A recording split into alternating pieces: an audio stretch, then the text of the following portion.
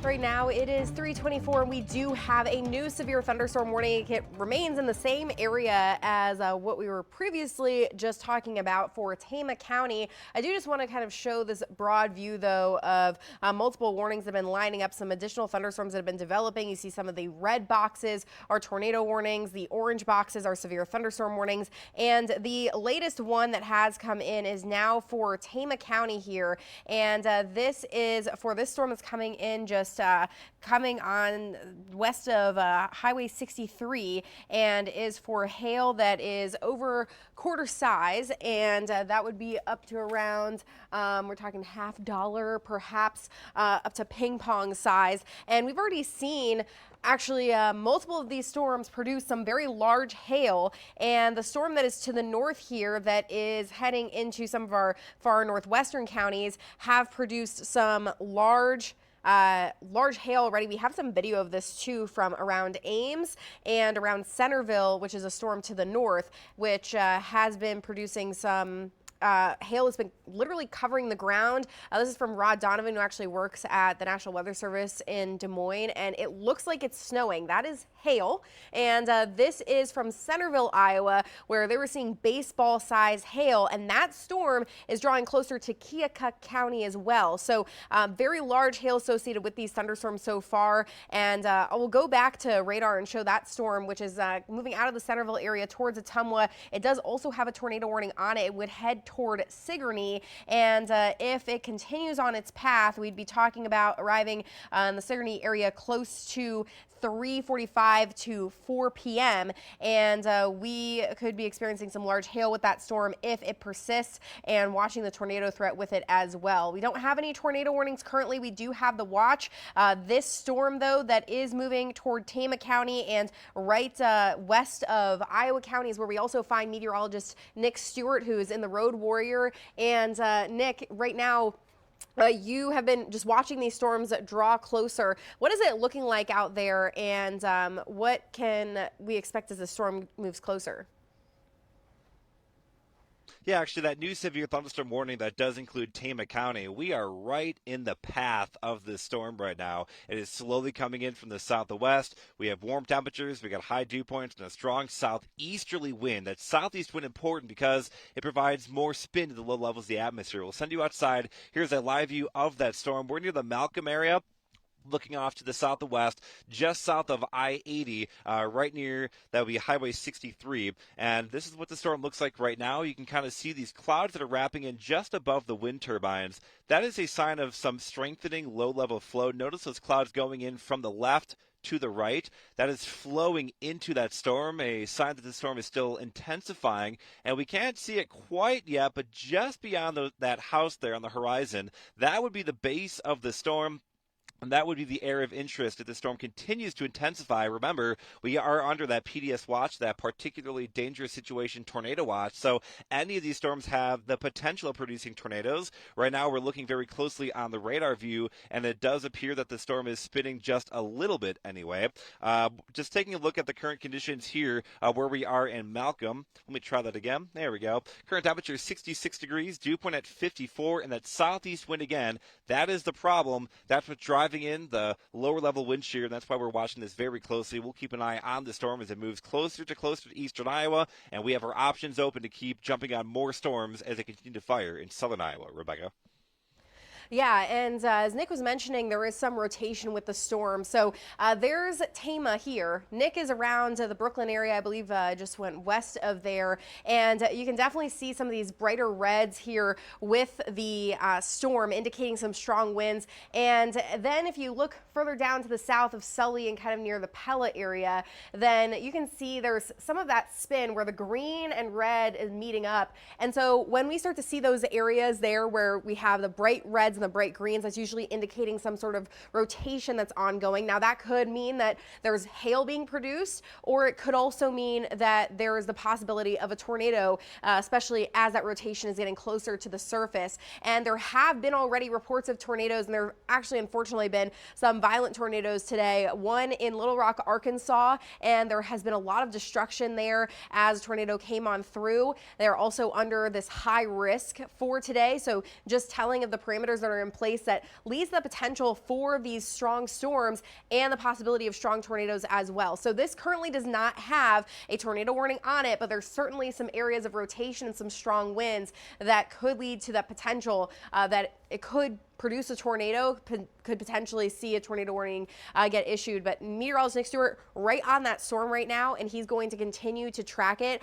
This severe thunderstorm warning, in case if we can go back to the reflectivity, is out until 4 p.m. And if we can show portions of Tama County as well and just zoom out a little bit more, there we go. This would be heading toward the Tama area and then into portions of northwest Iowa County, and then eventually toward Benton County as well as it continues. So yeah, we'll put a fan on that. We can see it as it goes out to the south, to the north and east. So Tama close to about 340, Dysart close to 425, Belle Plaine, Brandon between 430 and 520 there. And so the area of concern would kind of be down here to the south. You can almost see this little notch too on the reflectivity where we're also seeing that rotation showing up. So that would indicate there's some wind flowing in to the storm, and then we could see that rotation occur, and that's where the possibility would be if a tornado were to form. So something certainly to keep an eye on, and if it happens, meteorologist Nick Stewart's right there to bring it to you live and show you the situation.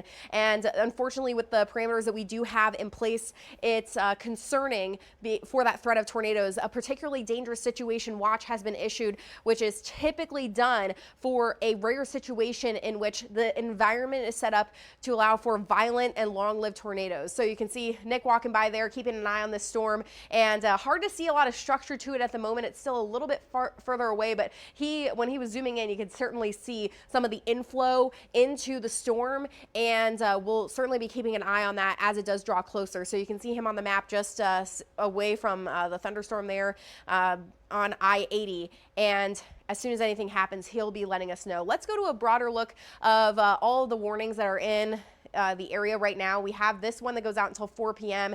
And then there was one that was earlier for Grundy County. That storm kind of tracked a little bit further to the north, but producing a lot of hail around Ames. And then we also have these thunderstorms that are going to start to move in near and just south of I-80. So Sigourney and Iowa and Keokuk counties here could be up next with those, but we're going to be watching for Tama and portions of Benton, Iowa counties for these next thunderstorms to move in. Currently no tornado warnings, but a tornado watch, a particularly dangerous situation, PDS watch, is out until 8 p.m. So as we continue to watch these parameters and continue to watch these thunderstorms, unfortunately we could be dealing with a tornado situation as well. These storms are also moving very fast today, around 50 miles per hour. So once a warning is issued, you could quickly see a situation where they're moving in to your town. So you want to make sure that you're taking shelter immediately as those warnings come in. They may be a bit broader like this one is, where we have a lot of area in between before the storm arrives. That's because the Weather Service is trying to give us some lead time.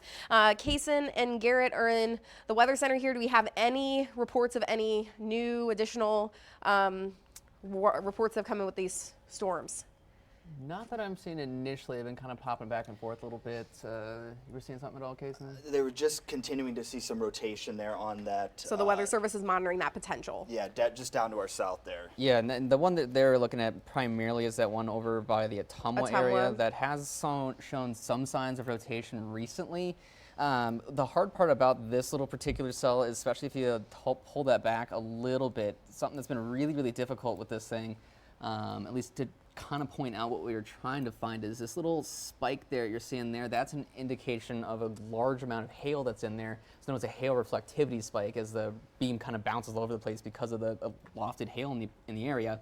But what kind of draws a little bit of uncertainty with that is where that rotation has been constantly showing up is right along that hail spike over the past couple of scans are there. So you can see that little spike pop up pointing towards Drakesville a little bit there, but that's, again, part of the hail spike, still showing some signs of rotation, hence the tornado warning, but for the most part, it at least has started to lose its hail nature, I guess, a little bit, if that's one word we're going to use for this.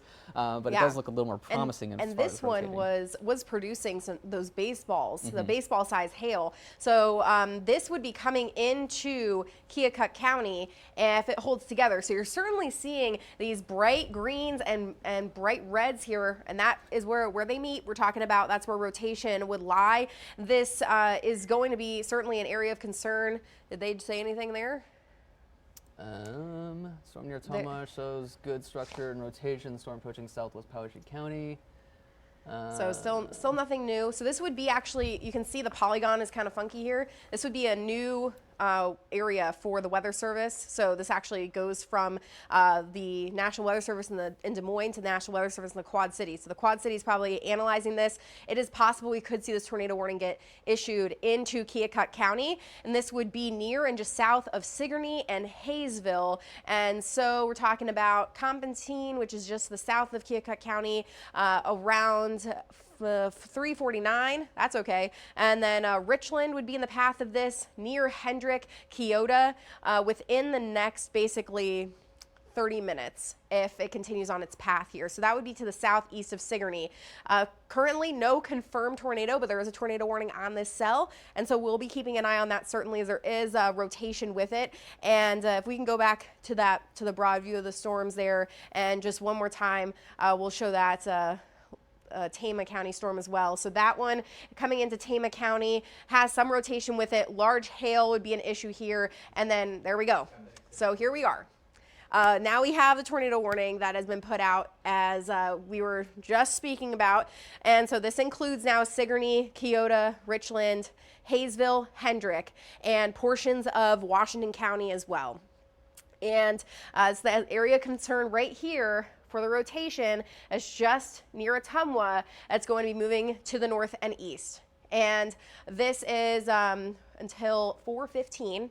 On top of that, hail size of 2.75.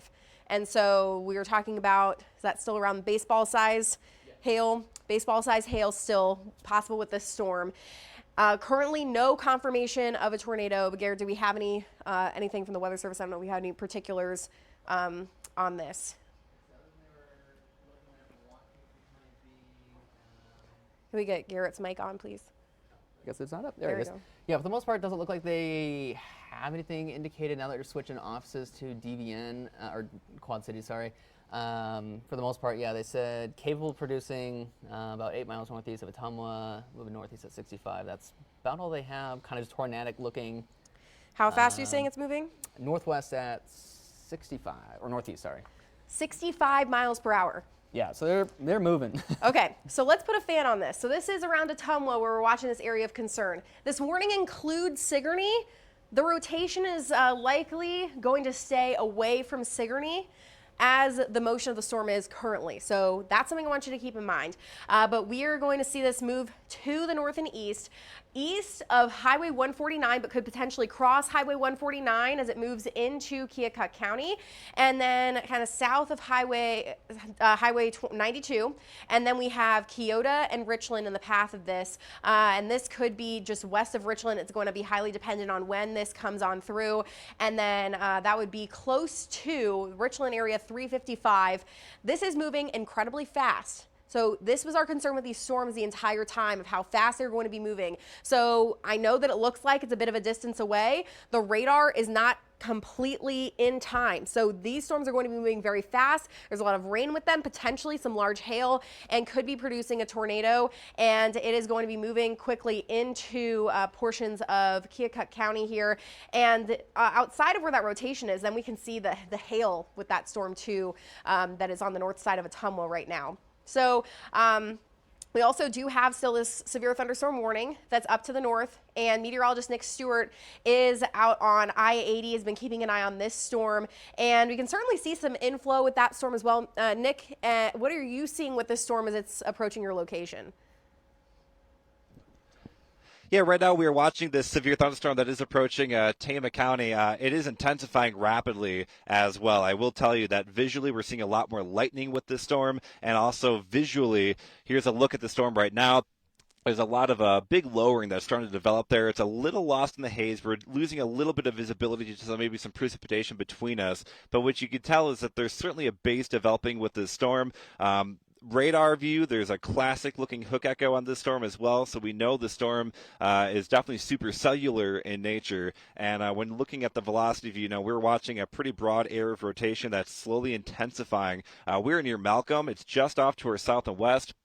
I wouldn't be surprised if this storm starts doing kind of what that other storm off to our east starts doing as well, because visually speaking, it is getting a lot more impressive here within about the last 2 to 3 minutes. And I can tell you just the most recent radar scan as well. I'm sure you guys are looking at it in the studio. Good couplet now developing there right near Highway 146 near Searsboro. So the environment here is certainly capable of producing multiple storms that can produce tornadoes, and that's kind of what we're looking at here right near the Malcolm area and Interstate 80 and US 63.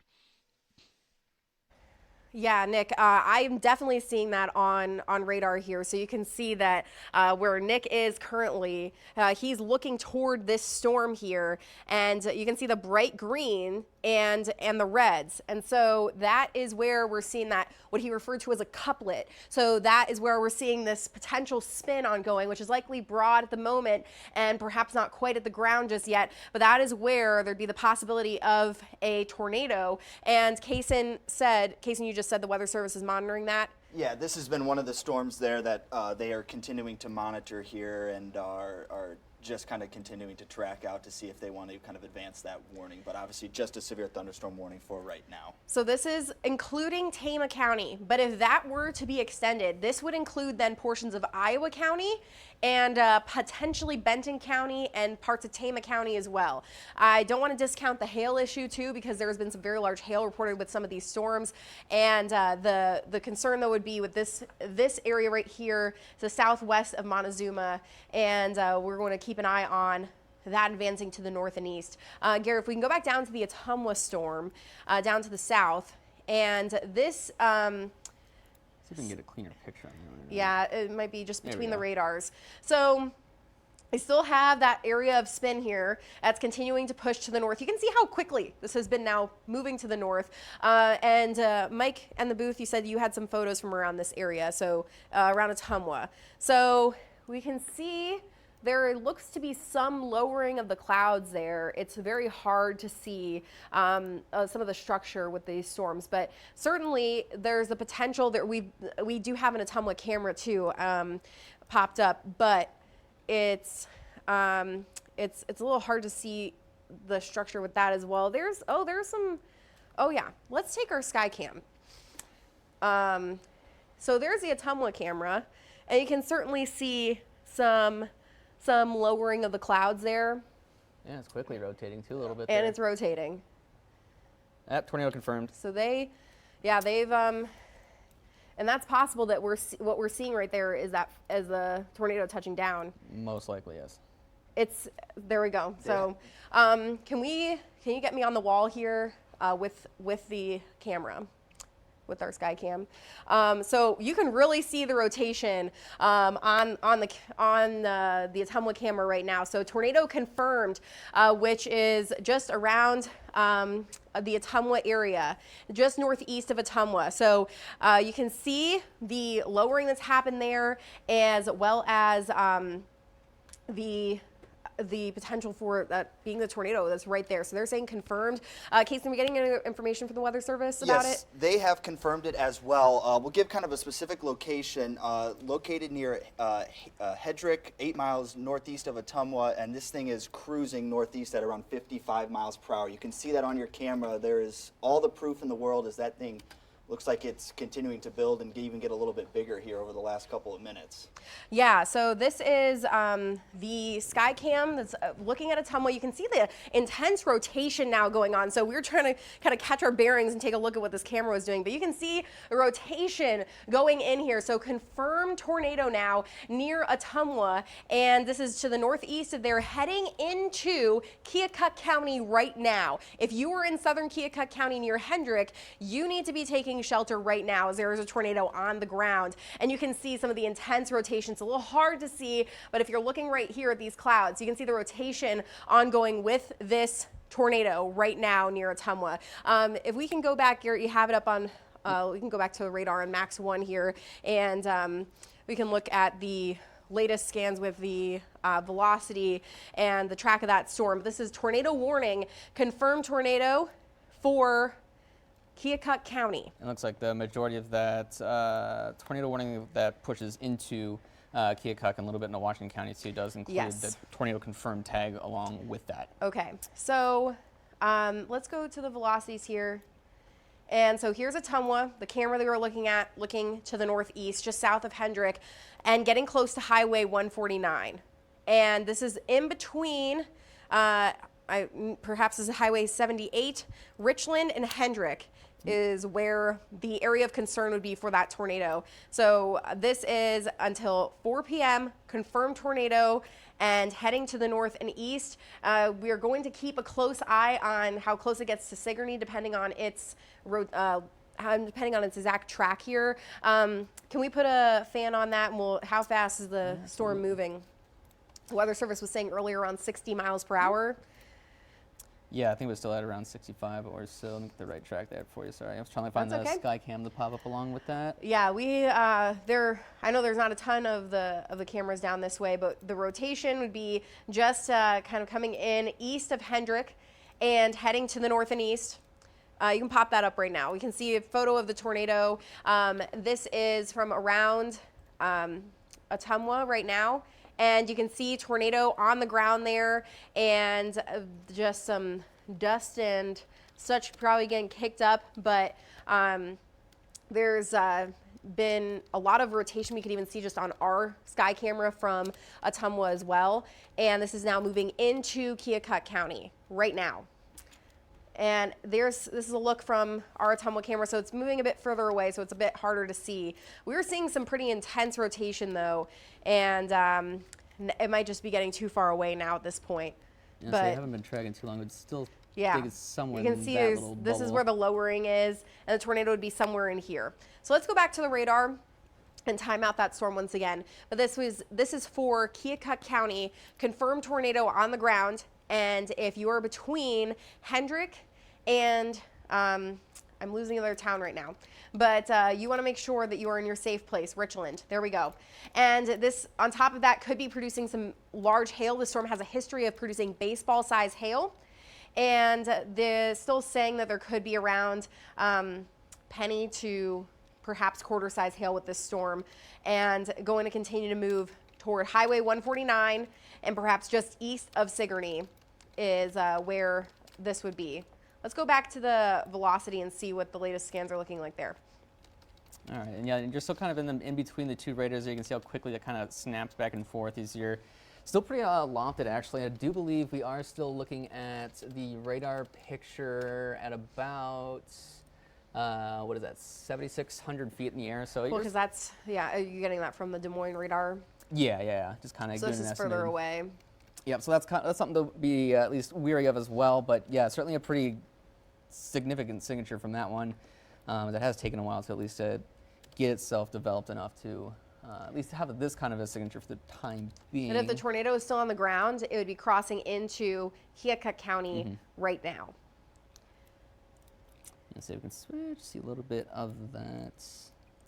This would be heading toward, that's 180th Avenue, Martinsburg, Highway 149, near and east of Hendrick, Ollie. Let's keep going to the north here and see if there are any little smaller towns weren't showing up before. Lancaster, Hayesville, Harper, Keota. It's getting into Washington County, right on the county line. So this is going to move in rather quickly. If a tornado is still on the ground, then it will be doing damage. We also have heavy rain and hail ongoing with this storm here. So Lancaster around 3:58. That's about 10 minutes from now. So now is the time to get into your safe place and not try and see where the tornado is. Keota would be 4:09. Kinross would be within the next about 25 minutes. So just some reminders, of course, that you want to make sure that you are in lower levels of your home, if it's a basement, if it's just the first floor, if you don't have a basement, you want to make sure it's an interior room without windows, and the bathroom, the laundry room, whatever that may be, and just make sure that you can continue to hear information, and then wait for the all clear to happen. Don't rely on the sirens. For other people watching in other parts of the area, this is just the beginning of what could be multiple tornado warnings that do get issued today. Garrett, if we can go back to a full look at the radar here, you can see how quickly these storms are coming through. We also have another severe thunderstorm warning in the northern part of our area. And we have this thunderstorm that we've been monitoring down coming into Tama County. Meteorologist Nick Stewart is watching this storm right now. And Nick, have you seen any changes with this storm? We now have a confirmed tornado down to our south. Things are going to likely happen very quickly. Yeah, within the last about 2 to 3 minutes, we've seen the storm that we're on intensify very rapidly as well.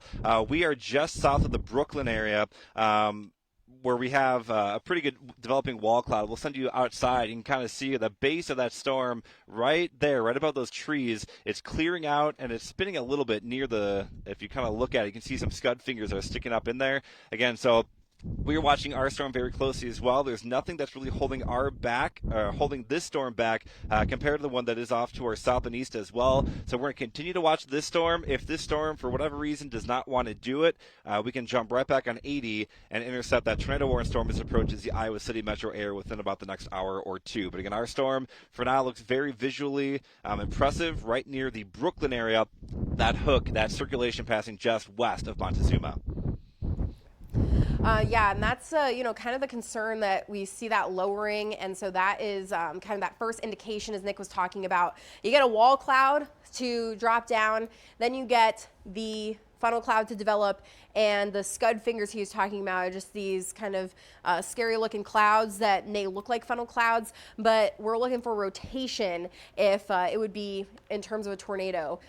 There's not a really tight look at the reds and the greens, but there's certainly some broad rotation ongoing, as Nick was noting that he could see there. So he's just around the Brooklyn area and looking down to the south and west at this storm. Severe thunderstorm warning still continues for this, where 60-mile-per-hour winds and large hail still possible. But further down to the south is where we have the confirmed tornado going into Keokuk County right now. So let's go down to that storm, Garrett, if we can. And I know that Kaysen also posted the Skycam image that we had earlier. So still rotation ongoing here as it's coming into Keokuk County, east of Hendrick and Highway 149 and Highway 78. If it's happening right there. Kaysen, have we heard anything else from the Weather Service in terms of anything with the storm? Just kind of tracking things out a little bit more. There haven't been a whole lot of updates. Obviously, when we were looking off the camera, a lot of people were just kind of mentioning that it still looked like there might be a little bit of a lowering with that, what was a confirmed tornado, just kind of on the ground. But other than that, there hasn't been a whole lot of other reports about that. There have been a couple of reports from emergency managers just about some hail that's been about quarter size to maybe an inch at times. So that's obviously one of the other threats we've been dealing with this storm, was a lot of high volume hail coming out of it and a lot of very large hail. Yeah, then we've seen a lot of it. In fact, we've been seeing some images of what looks like it's literally snowing, and instead it's just hail coming down and covering the ground, and some large hail too. This storm actually had a history of producing some large hail. So there's still the possibility that hail signature is not quite as strong, but it had been producing up to baseball-sized hail around Centerville, and then we started to see the evolution as it came into this area that's been largely untouched by storms. We have high instability right now. We have a lot of warmth and moisture in place, and we have a lot of wind shear or spin in the atmosphere. That is why we have a PDS tornado watch out, and now why we are seeing at least one confirmed tornado in the area so far that is moving into Keokuk County and through Keokuk County. So Garrett, let's zoom in on this and let's look at the velocity and kind of time out again where this storm is. We have no confirmation that the tornado is still on the ground. We're going to treat it as if it is. We at least know that the storm is capable of producing tornadoes, and we're going to keep an eye on this moving into Keokuk Go ahead County and right take now. Nick. We're going to go over to Nick Stewart. What do you got, Nick? Yeah, that's the Montezuma. Yeah, right now we are watching a funnel cloud developing. This is just south of the Malcolm area, right near Highway 63, just south of Interstate 80. It looks like it, just as you got to me, it's starting to kind of fizzle out a little bit, but it was a very tight little needle funnel that was right above those wind turbines there. Just going to show that this storm, too, can pose a threat, but we're watching it very closely. As soon as this thing drops a tornado, we will let you know, guys. Rebecca, take it away. Yeah, absolutely. Caught it right there in the beginning. I could see that there was that lowering happening. So there was a funnel cloud. I was talking about step 2 is basically funnel cloud coming down. And as soon as that makes contact, then we're talking about a tornado. So the Weather Service is likely going to be keeping a close eye on that. They issued a tornado warning? They did. It's a completely different cell, actually. So they issued a tornado warning on the north side of where Nick is in Tama County. And that's the one that Nick was looking at there. So now we have these 2 spots we're going to be keeping an eye on. So this is south of Tama now. Tornado warning goes until 4:45. And that is just south of Highway 30. And there's a couplet there too, the bright greens and the bright reds, that that is an area of concern. And then you can see Nick's image. That's further south on the storm. And you can see there where there is certainly some lowering going on. Nick, it looks like that storm's trying to pick up again. That funnel cloud is dropping low once again. Yeah, you can see that needle right above that, right there. You can see it dropping almost right here live, right above that wind turbine. You can see that really almost upside down triangle, right? That is that funnel cloud right there. We're watching it very closely. It looks like it's trying to descend even further. Again, this is we're looking right near the Malcolm area, just south of Interstate 80. This would be about US 63. It does appear it's getting lower and lower with time. We might have a tornado here shortly. This funnel cloud is getting very, very close to the ground. It appears to be about halfway down right now. It is clearly spinning. Guys, I am almost willing to call that a tornado right now. It's very close to the ground. I was just telling Kason to let the Weather Service know, because we can US see 63. it coming down here. But that's clearly lowering happening right there, Nick. Are you seeing any debris getting kicked up yet? I don't see any debris, but let me tell you, the lightning is getting more intense. There's certainly some low contrast in there as well. It does appear that, at least kind of hidden in the rain, this might be on the ground right now. We're watching it very closely. It's very obvious from our perspective that this storm is very dangerous. It's spinning rapidly. We're seeing the spin visually also on camera. Wow. The biggest spin appears to be probably between those 2 wind turbines. That's dust. All right, confirmed tornado. You can see dust now. Confirmed tornado. You're watching it live right here on Iowa's News Now. Confirmed tornado right near the Malcolm area, US 63. Near Malcolm. Rebecca? Yeah, absolutely. Keep it picture in picture with Nick here. So this is the storm that's near the Malcolm area. You just watched a tornado form live on the air. And that storm is just to the west of Iowa County, heading toward Benton and Tama counties. We also have a warning for Tama County. So this storm, has a history of producing tornadoes. We have a confirmed tornado. Does the Weather Service issued the warning? There you go. That's because of Nick. So we do have this tornado on the ground. So Nick, it doesn't look like, thankfully it's in an open field at the moment. Unfortunately, it's close to the town of Brooklyn, and where that rotation is currently. But Nick, wow, you're watching the whole evolution of a tornado happening right now. So what are you seeing in terms of kind of visually on the ground there? We're clearly seeing the dust getting kicked up here with a tornado right now. There's a big plume of dust getting kicked up in the air. The good news is I don't see a lot of actual debris. I don't know if it's hit any structures yet, but you can clearly see a lot of dirt that's being sucked up around this storm. That's going right through that wind turbine right now, spinning very, very clearly. Let me pan the camera a little bit right here.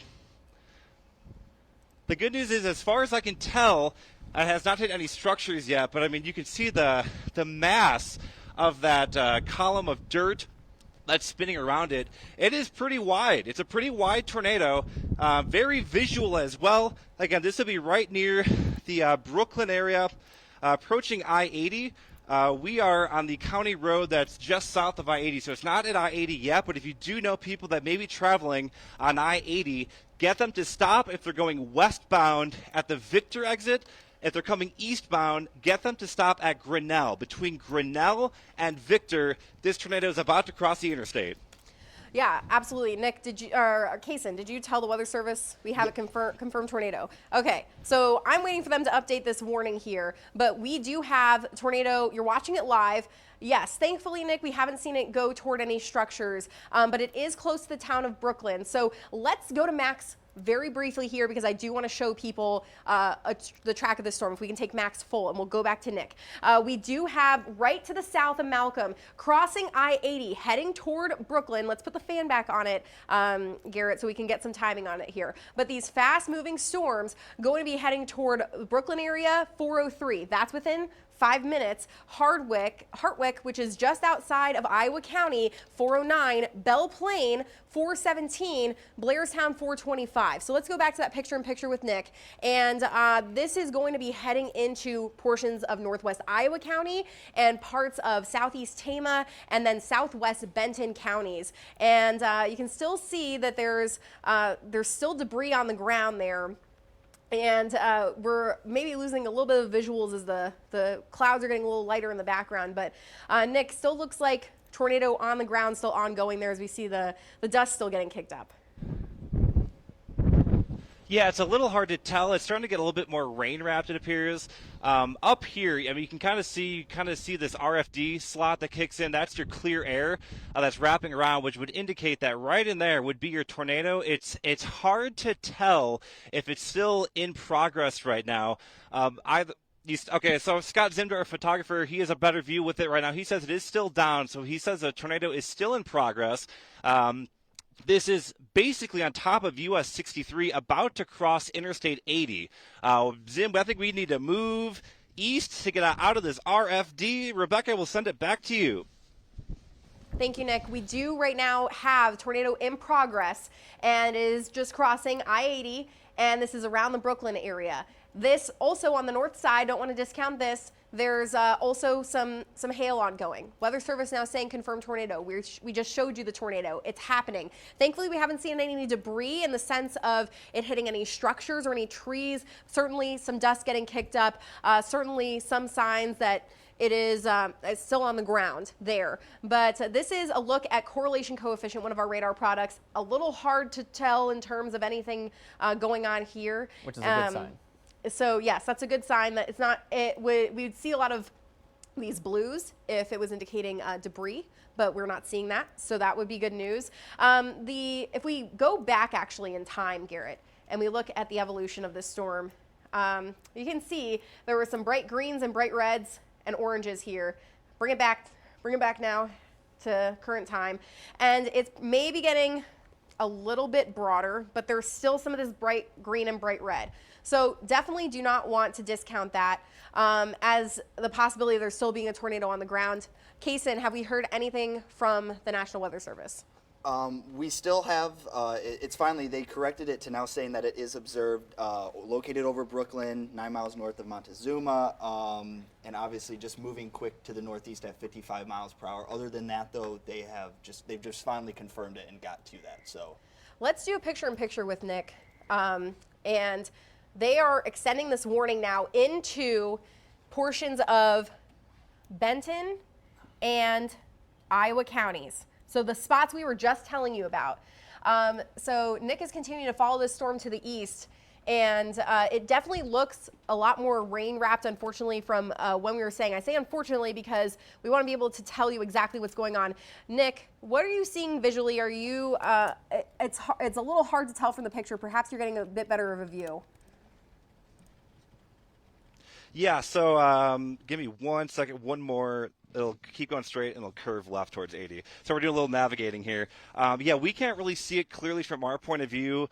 We are kind of on the southeast side of this. It's turned into kind of an HP looking supercell. So any potential tornado here would be wrapped in rain. I will tell you that we are in the midst of some rather intense RFD. Nothing too strong, but we're getting some pretty strong wind gusts, probably, I would guess, around 50 to 60 miles per hour there. On the backside, you can kind of see all the dust that's kind of flipping up towards the storm right now.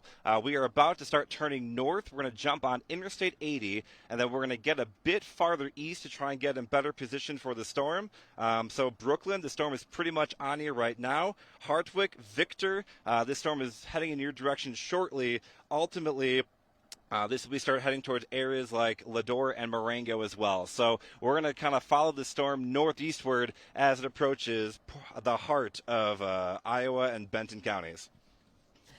Yes, and this is going to be crossing into Iowa County here shortly as it continues to move to the east. So Nick is following that storm, and you can see that he mentioned HP, that's high precipitation. So if we go to max full here, you can see that there's these two spots with tornado warnings. We have Tama County. Does not look like a very strong indication of a tornado there, which is good. But we then have these bright greens and bright reds here, indicating that tornado is likely ongoing. We're going to just say it is, because this is certainly an area of concern. Nick showed it to you earlier. That's going to be moving to the north and east. And what I want to show you is that when I put the reflectivity on, we then have these bright reds and bright pinks going on. That's indicating heavy rainfall. So when we say rain raptor, HP, high precipitation, that is an indication of some very just heavy rain ongoing that's likely preventing us from getting a view of the tornado, but then that's dangerous because we can't see it coming in and happening. I don't know, Mike, if you still have the video, the DOT camera, but let's go to that because this is important. There's a camera here. This is I-80 mile marker 192. This is absolutely what you do not want to do. You don't want to stop under an overpass. Reason why is because if a tornado comes through, we're talking about you're creating a wind tunnel, and this is going to be bad news for everyone in there. And that is just going to create more problems. So this is absolutely what you do not want to be doing. If only I could tell these people that. But this is unfortunately a situation where if people are traveling, we know people are going to be traveling. But you have to move your car, get off the road somewhere else. And if you literally see a tornado in your path, the best thing for you to do is get out of your car and actually go into a low-lying area like a ditch, because your car, just like an overpass, has this area underneath it that can easily be then flipped. An overpass is going to create a situation where you will quickly find yourself getting hurt because of a tornado coming through. It's basically creating a wind tunnel and can create a worse situation. So hopefully people move along here soon. Thankfully, it does not look like the tornado's crossing quite right in this area, but we do have still some heavy rain ongoing and could be still some strong winds. So let's go back to radar here. Let's do the picture-in-picture with Nick as well from the Road Warrior when we can, because this storm, we're saying that we're treating this like the tornado is still on the ground. As far as we know, it is. And there has been some intense rotation with this storm. We saw the tornado form, and now meteorologist Nick Stewart is continuing to follow it as it heads on to the east toward Iowa County. So just northeast of Brooklyn, likely now, going to cross into kind of this corners region of the Tama County, Iowa County, Benton County, and Poweshiek County it almost lines. looks like these circulations are going to start kind of merging a bit, which could very quickly diminish this thing if it does happen to merge like that. Yeah, we do have, this was kind of part of like a line of storms, one storm here, and then there were these two areas of rotation. So as they do come together, it's possible that that could end up leading to the tornado threat diminishing. But for now, we have a tornado warning confirmed. Sirens are going off in Lynn County. I just heard them here at the studio. We do not have a warning for Cedar Rapids or Lynn County right now. Let's go full on max 1 here, but let's broaden this out a little bit. The reason why the sirens are probably going off is because we have a confirmed tornado, and it is just on the edge of Lynn County here. So they may be doing this just as a precaution ahead of time. And the fact these storms are moving very fast. How fast are they moving, Garrett? How fast was the saying? Last I saw was, I believe, around 55 miles an hour. Let me double check that one. 65, sorry. I am actually going too 65 slow. miles per hour. So let's take a track on this storm here and say 65 miles per hour. And we can take it into Lynn County too. And we can show at least the trajectory of what that would be. And this would be Belle Plaine at 4:19. That's within the next 10 minutes. Newhall at 4:33. And then Cedar Rapids area, Central City, northwestern portions of Lynn County would be between we'll call it 4:40 and 4:50. And then, of course, it continues to the east. That's all things depending on how this ends up going. I want to mention every town that I named does not mean that that's where the tornado is going, but there is a threat of seeing this thunderstorm come on in. And we do have, as we've been talking about, some very high precipitation rates.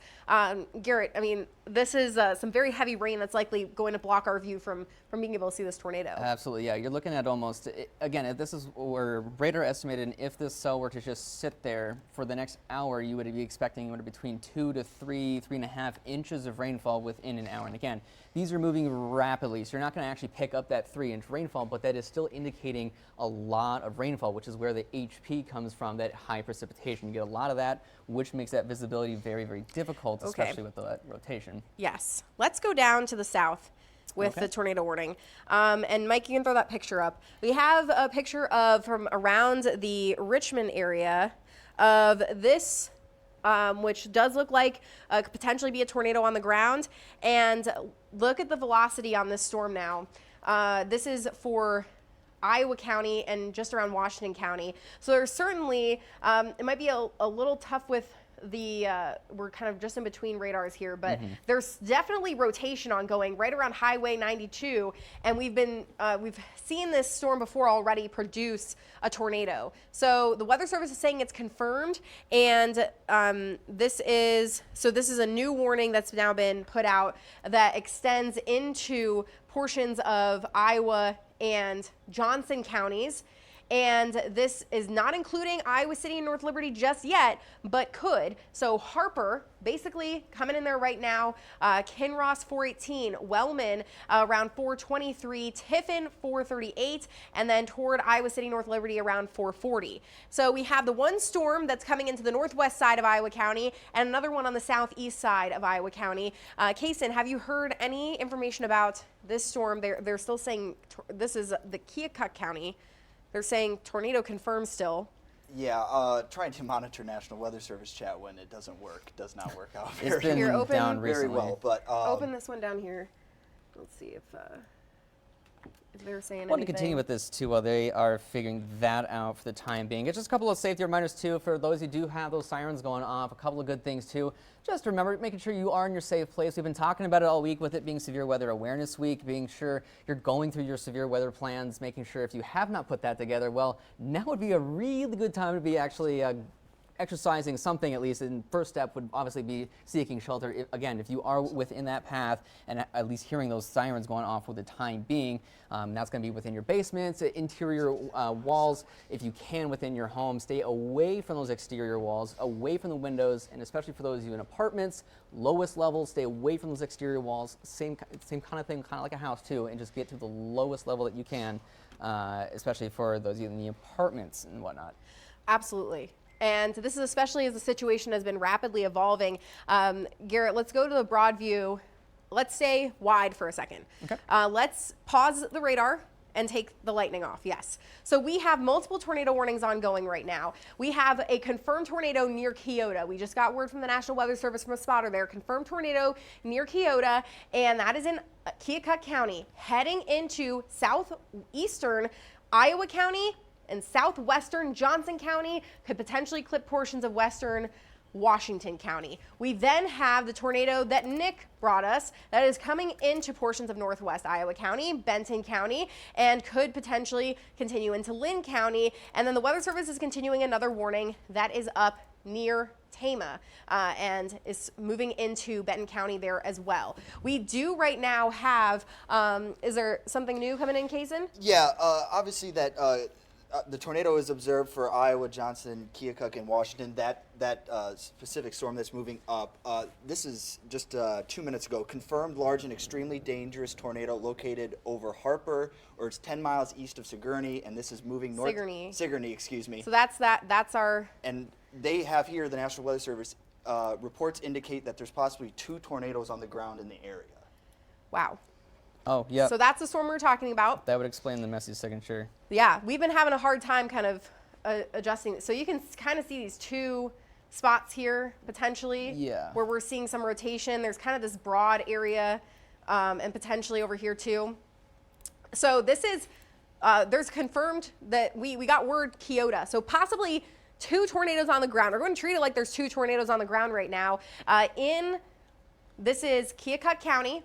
It's northeast of Sigourney. We've been talking about this area for a while. Highway 159 and moving just to the west of Keota, and then moving to the north and east into portions of Iowa and potentially Johnson counties. Let's zoom in here, Garrett, around the Keota area and check if there's some more cities in here that we can kind of point out. But this would be around Harper. So the city of Harper is basically right in between these 2 signatures. And so I wouldn't be surprised if we unfortunately hear about some damage coming out of the Harper area. Highway 159 in between Sigourney and Keota. If you know of anyone in this area, you want to make sure that they're aware of at least a tornadoes on the ground, possibly 2. That is confirmed, and 2 tornadoes on the ground. They're confirming 2 tornadoes on the ground. Now, moving through Keokuk County, so North English, Kinross, Wellman, Keota, Harper, you better already be in your safe place, and this is going to continue to move to the north and east for this tornado warning, and then we're watching areas like Parnell and southwestern portions of Johnson County. So this area, let's go down to the south here, where we have Highway 159 in Harper, and this is going to quickly cross Highway 159, and we have 2 of them, right, that are on the ground here. They're confirming that. And it's going to be a little tough to see the signature of the tornado, but we're going to be just assuming that in this area around Highway 159 that we have the 2 tornadoes on the ground. That's going to be then heading toward Highway 22, South English, between South English and Wellman. So if you're in South English or Wellman, North English, Parnell, you want to be in your safe space right now, because the storm is moving incredibly fast. It is likely going to be difficult to see. If we have that photo from you had earlier around Richmond, or that you said, Mike, there we go. So this is at least one of the tornadoes that was seen from Washington County, and that is a large tornado. And there's another one. This is a situation you cannot go out and try and look at this thing. It is going to come through so fast. You need to be in your safe space right now, in the basement, in the lowest level of your home. Okay. Go. What is up? I was saying, Nick was saying, go to the Coralville camera, which I do believe Kaysen is pulling up. Should be on the Max one if you want to pull it up on that computer, Kaysen. Let's go back to Max here. And we have then this area of concern to the north, where meteorologist Nick Stewart is. And he had been keeping an eye on this storm that is moving through into now Benton County. And Nick, do you have any other information about anything that you've seen with this storm? Yeah, what I can tell you is that we haven't seen any reports of damage right in the vicinity of Malcolm or Brooklyn, which is very good news. When we were watching that tornado, it didn't appear that there was any large flying debris in the air. Right now, we are on Interstate 80. We are heading eastbound. We're trying to beat this storm that is approaching the Iowa City metro area as it moves through portions of Keokuk and Washington counties. I got to tell you that we're going to be cutting it a little closer. We're, of course, going to play things very, very safely. These are storms you don't want to mess with. So we're going to be coming in either in front of it or behind it, depending on where we're at in relation to the storm at the time. The storms, I can tell you, off to our northwest, they have all kind of congealed into a big line. This appears to be more of a wind threat up that way. Don't want to discount the tornado threat entirely just due to the amount of wind shear in place, but I do think we're starting to transition more into a wind threat up that way, while ahead of us as we approach Johnson County, Washington County, and Keokuk County, the main threat will be, of course, the large and extremely dangerous tornado which has been reported approaching that area. Rebecca? Yeah, you're absolutely right. And this is something that we were concerned about, was the fact that we could have multiple tornadoes. And we not only have multiple tornado warnings that are ongoing, but we have confirmation of 2 tornadoes ongoing at the same time. And this is around the Kyoto area, Harper, South English, Kinross, North English, Wellman.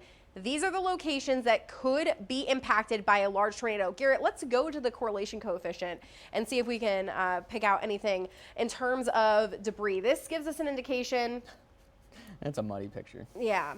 So it's a little hard to tell, but you'd be looking at blues that would indicate, if you catch the Des Moines radar. Yeah. And see if you can slide it off and see if we can maybe see. I mean, there's some blues showing up there and some greens. It's hard to say if that is certainly debris, but based on the image we were seeing of the large tornado, it is possible that in those spots we do have debris, unfortunately, which would mean pieces of trees, homes, whatever it was in its path, farms, anything like that could potentially be lofted up. And that is why you need to take this seriously. It is going to be kind of difficult to pinpoint those. Actually, you can kind of see a little bit near yeah, Kyoto and then Kyoto south of that and North just English area. right. It's going to be a little tough. We are going to just assume this entire area. We need to really keep an eye on here between Kyoto and North English. So this is an observed tornado. It is 2 tornadoes that have been ongoing that the Weather Service has confirmed in portions of Keokuk County here into Iowa County, Johnson County, and then this is right on the line of Washington County, so northwest Washington County. And these areas, North English, Kyoto, Wellman, you need to be in your safe place now. These storms are moving very fast, and we have seen rapid development from these storms as well as a fast motion to them that is going to lead to the potential for these tornadoes to come through very quickly, and they may also be hard to see. If we can switch back to the reflectivity too. So I do want to add too, there was a latest report as of about 4:18 where there's still 2 tornadoes on the ground just west of Kyoto. So it's likely those 2 pockets of circulation we were looking at. The Kyoto one itself looks a little more consistent, Yes. but again, that North English. I'm not sure if it's there or if it's maybe a little bit closer. It's really well hard could to be, tell. That signature, though, unfortunately, is very close to Kyoto. So we can really hope that that's not right in town. But this is would be north of, or possibly just to the west of Kyoto. But this would be possibly rain wrapped. There's a time when we may be able to see. To the north here we can. Oh, there we go. Now the latest radar image. There we go. We can see that signature a bit better. Spike there too. So that is where you're going to see the rotation, a tornado on the ground, and perhaps a second one to the west. That the Weather Service within the last couple of minutes still saying confirmed 2 ongoing tornadoes right here around Kyoto, heading now into Washington County and around the Wellman area going across Highway 22. I'm going to go ahead and pop up the correlation coefficient again, just kind of rule out yet. So that little spiking signature you're seeing here again, usually is an indication of possibly hail and or unfortunately debris in this instance, and that's sort of the thing you really don't want to see, especially when you're dropping into those blues. That is usually when you consider those darker colors. Those darker blue colors is when you start shifting more towards that debris signature. And unfortunately, when you combine that with the rotation that is fairly evident just off towards the north of Kyoto now, that would be what I would consider probably debris being lofted at that point. Even looking at the radar itself, making sure I'm popping up the right one here, turn that lightning off.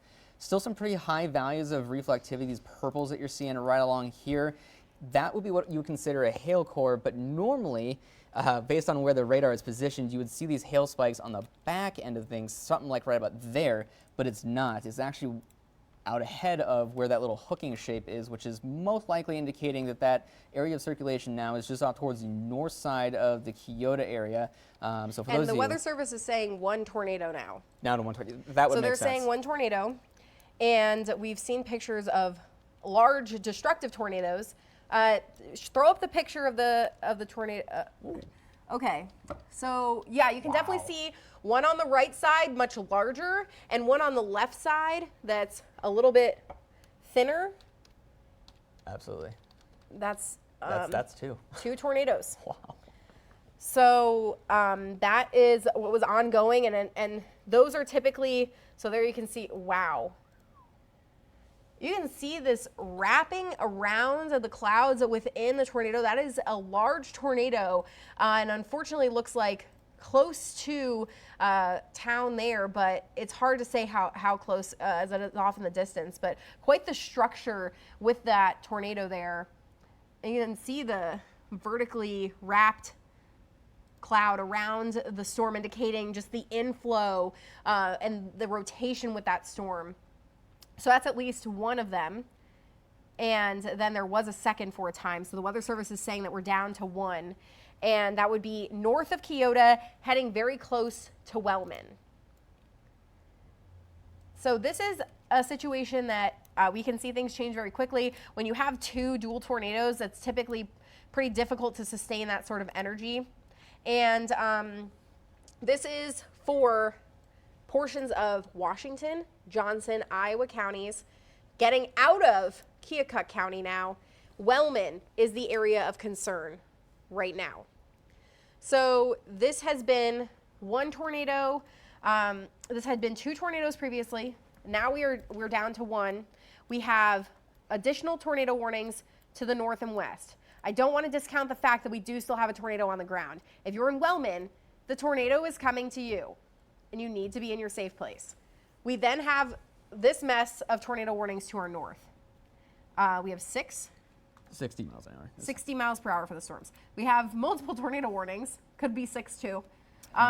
We have one that's confirmed, which was the one that Nick was on earlier. And we have some rotation that's just southwest of Vinton right now. We do have areas like Newhall, Norway, Belle Plaine under tornado warnings. I don't want to discount you. We haven't seen much information out of these so far. And we are going to continue to see if the Weather Service has anything that's coming in. They have see anything particular. dime-sized hail west of Coggin, which is getting into northwestern portions of Lynn County. Tornado on the ground heading to Kelowna, and no power in Wellman. So Wellman's already seen power get knocked out. And this is continuing to move then toward Wellman. Right, okay. And this is crossing into Highway 22 in Washington County. And this is going to come very close to the town of Wellman. Apparently Wellman already doesn't have power, but if you know anyone in Wellman and you can text them or call them, their cell phone should still hopefully work, and make sure they're in their safe place. If you know anyone traveling down this way, and this is then going to push into portions of Johnson County, Amish, Windham, Tiffin. And this would be just to the south of I-80 and near Highway 22. And this has been a large tornado we've seen multiple times. We've had indications of this storm producing a tornado, and we have had tornado warnings with this storm for about 2 hours now since it came out of Ottumwa, and it has been continuing to move to the north and east, and there is still indication that the tornado is on the ground. There's a spotter on this storm, so we're going to know once it does lift, but very close to the town of Wellman, and it's still kind of a muddy picture on velocity here, but we do have rotation still ongoing, and a storm chaser who is on the storm saying that there is still a tornado on the ground that has been large and destructive, heading toward Wellman area, may end up just to the west, but if you're in Wellman or anywhere around it, make sure that you are sheltering right now. The storm's going to quickly then cross into the southern portions of Iowa and Johnson counties, just to the south of I-80. So if you know anyone traveling on 80 right now, that's also somewhere that we need to be getting off of I-80 and getting to shelter, because this storm's going to continue to push to the north and east. It's not to say that it's going to stay on the ground, but when we are talking about, it has now been extended. When we're talking about the situation we're in today, we have a PDS, particularly dangerous situation tornado watch issued. This is for long-lived, intense tornadoes. This could be that situation. We can hope it's not, but it hopefully is not the situation, but we now have this tornado warning extending into North Liberty, Iowa City, and Johnson County. Nick, what's going on? Yeah, right now we're heading eastbound on I-80. We are approaching the Oxford area at this hour. We're definitely thinking we're going to get ahead of the storm in time before it approaches Iowa City, so we'll be able to give Iowa City kind of a good idea of what's going on. What I can tell you is that we are watching debris falling from the sky right now. I've been able to see a few pieces of debris flying on our windshield. Our wipers are kind of clearing some of that debris, just as another indication that this did produce a pretty significant tornado off to our south.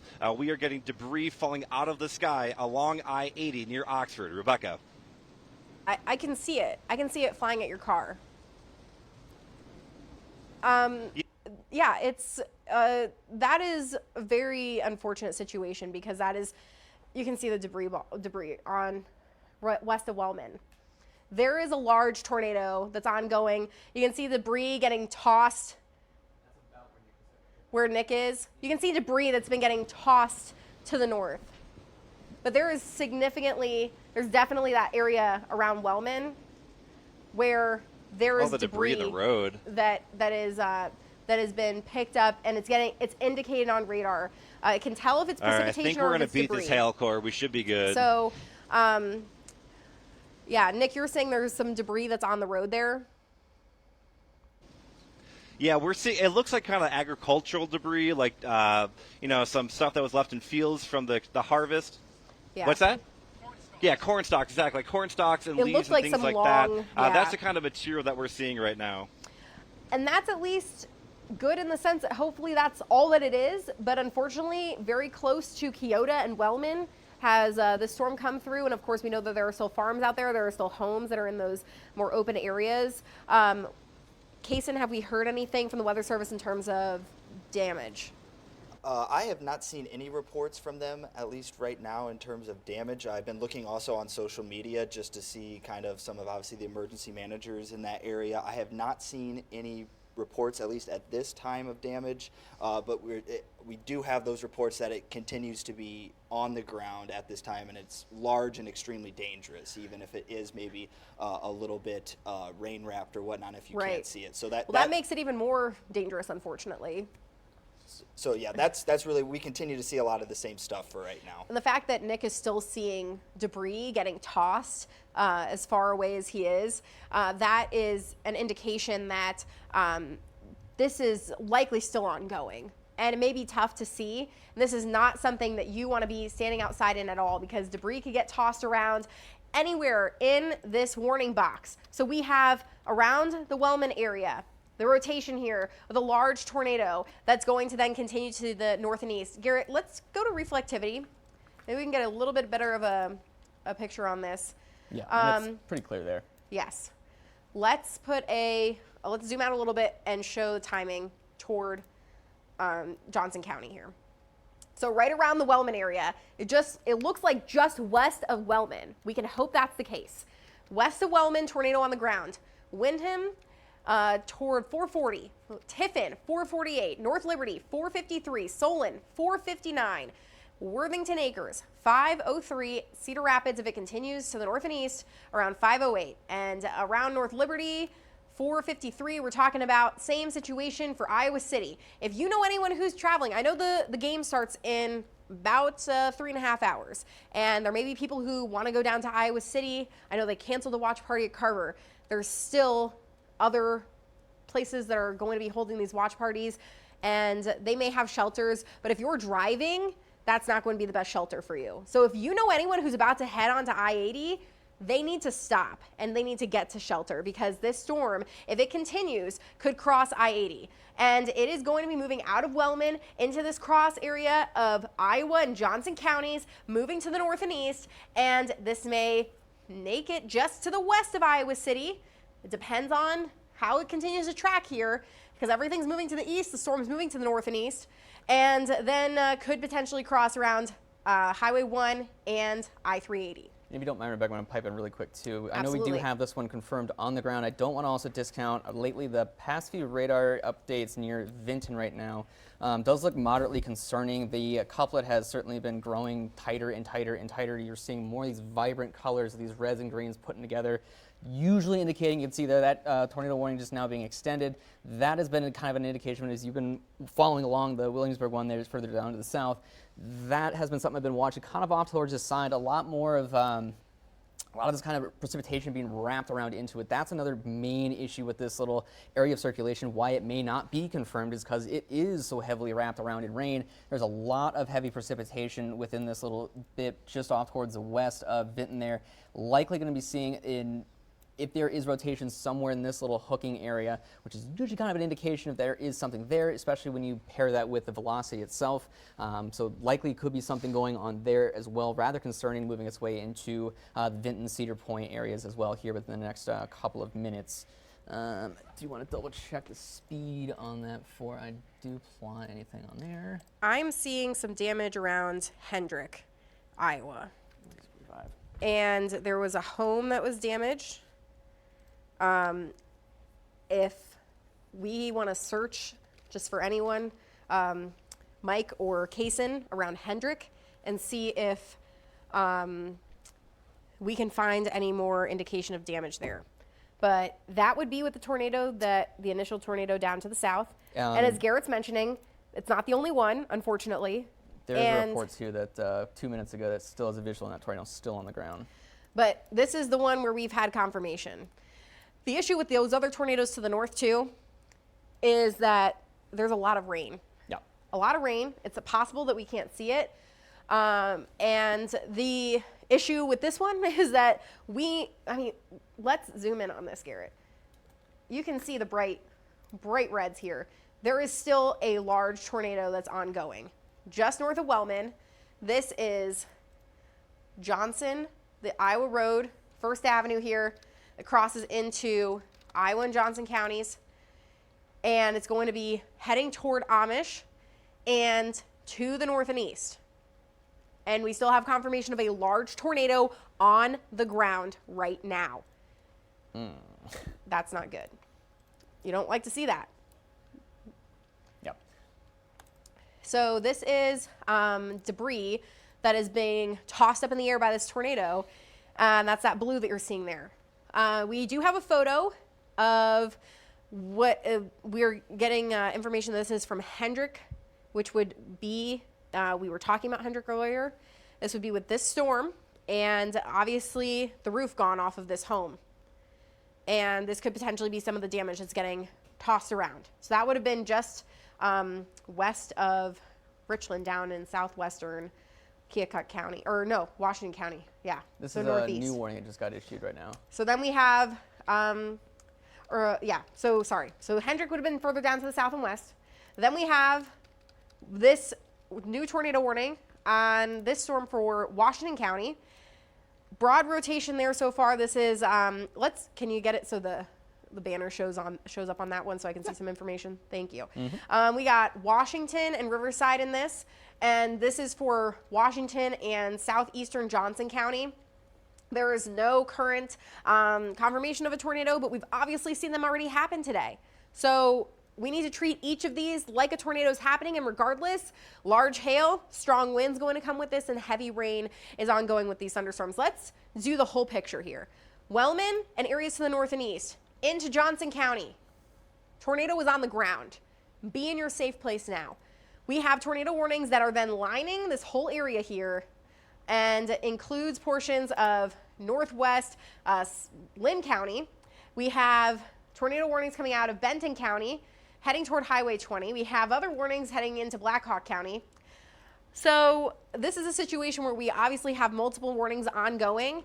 We do know that the tornado around Wellman is confirmed and still on the ground and dangerous and destructive and has done damage and will continue to do so as it heads to the north and east toward I-80 in Johnson County. So let's kind of go through these, Garrett. Let's go to the north here and start here. We have a tornado warning. It's for Black Hawk, the one that's flashing here. Yeah, look further north. So we have Black Hawk, Bremer, Grundy, Tama counties.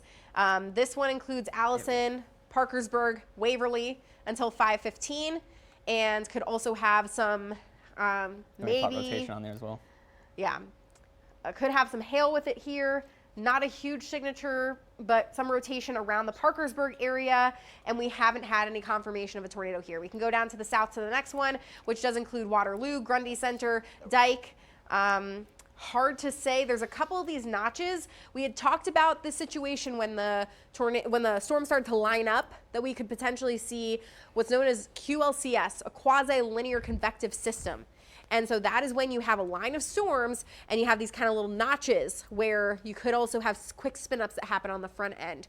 That may be why they're issuing these tornado warnings. If we can go down to the south, I know you're doing a lot of things back there. Oh, it's okay. So we then have this storm coming out of the Marshalltown area into Tama County. Tama County and Benton County have been hurt multiple times with this. The one around Vinton, though, that's certainly got a signature on it. Can you go back to the Des Moines radar? Yeah, there we go. Much clearer there. Wow. So there's certainly a lot of rotation here, right around west of Vinton. Highway 218 and Highway 150 heading to the north and east, likely to the northwest of Vinton here, still very close to Vinton. If you're in Vinton, you need to be in your safe place 5 minutes ago. That's heading toward Walker and northeast Benton County and northwest Lynn County. We have multiple tornado warnings encompassing these storms because there could be multiple areas of rotation ongoing. Then we go down to the south, and I'm hearing the lightning and thunder here in Cedar Rapids. We don't have any warnings for Cedar Rapids. We do, though, have this storm that's coming up from the north, and we have additional storms coming in from the west. So these are tornado warned. It's possible that Lynn County could quickly become under a tornado warning here, but we don't have any confirmation of tornadoes here at the moment.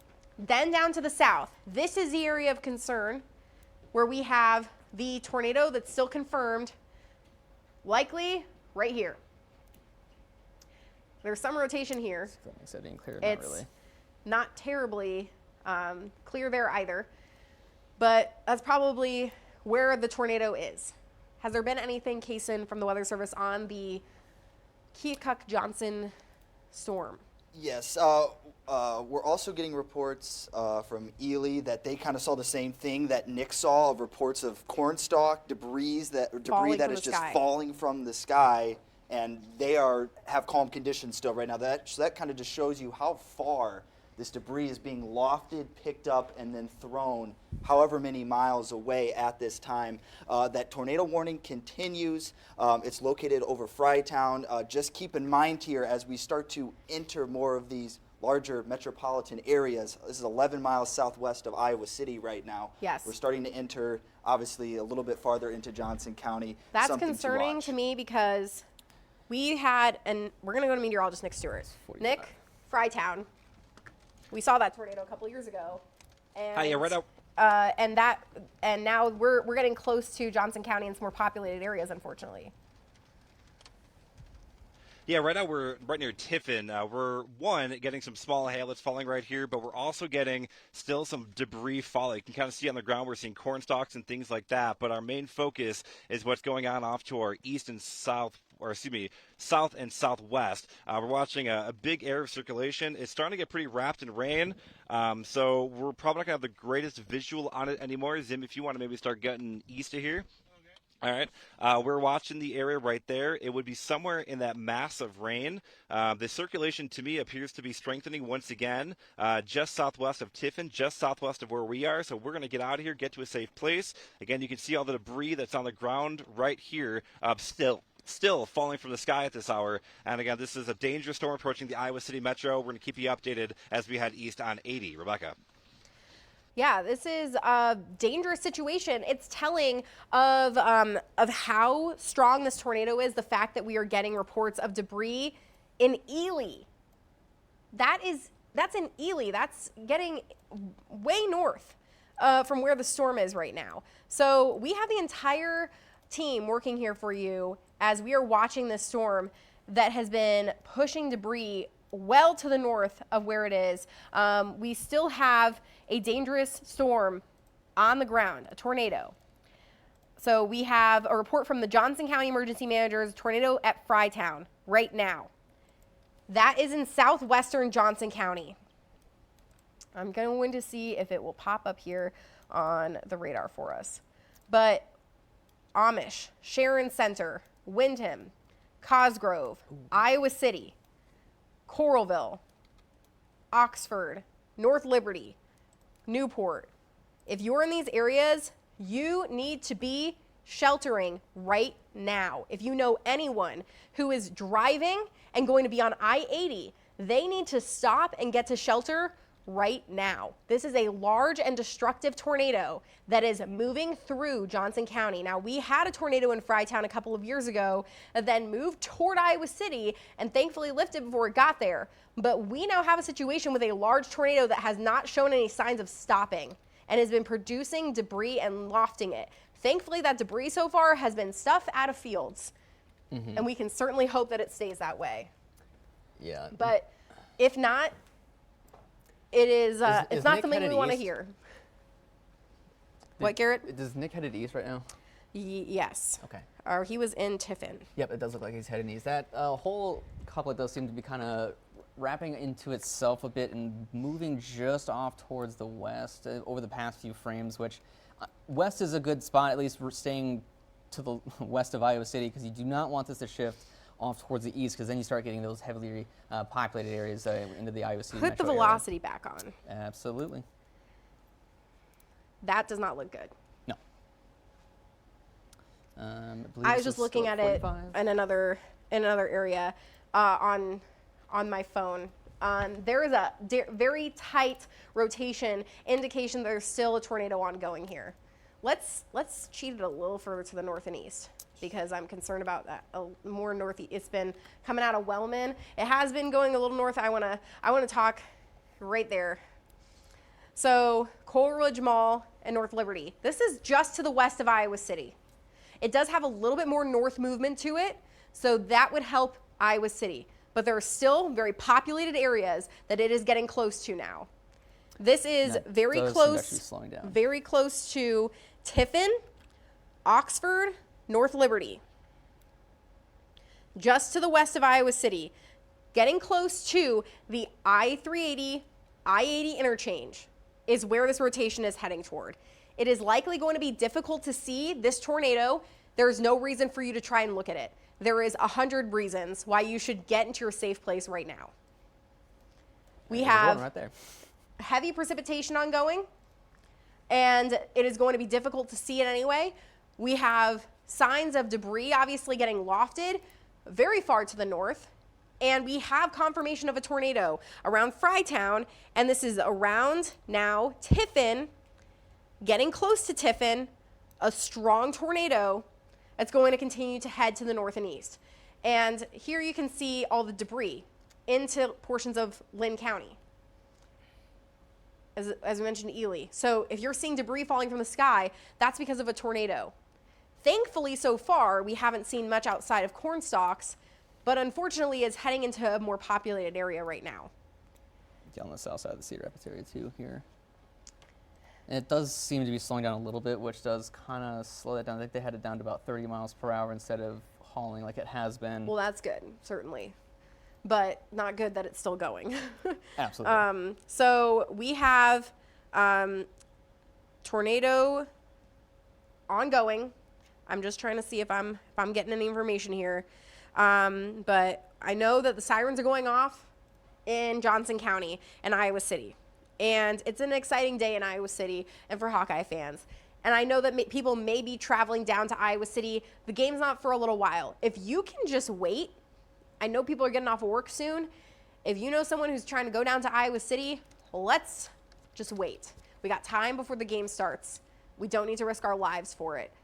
There is an indication of a strong tornado to the southwest of Iowa City that's going to move likely to the west of Iowa City, but there are still other towns in its path. Let's zoom in here, Garrett. Absolutely. Because very close to Tiffin, I don't know why Tiffin's not popping up on our towns. But Tiffin's about here. We have Oxford, we have North Liberty, and we have Iowa City. This is west of Highway 1, going across Highway 6, very close to the Coral Ridge Mall. I know this is a very populated area. If we could get the DOT camera, Mike, you could maybe pull one up too. There's a lot of cameras. I have our Coralville Skycam also pulled up if we want to look at that. I cannot see anything really out of it right now, but that is pointed off toward that southwest a little bit. Okay. And it's probably going to be really hard to see anything going on.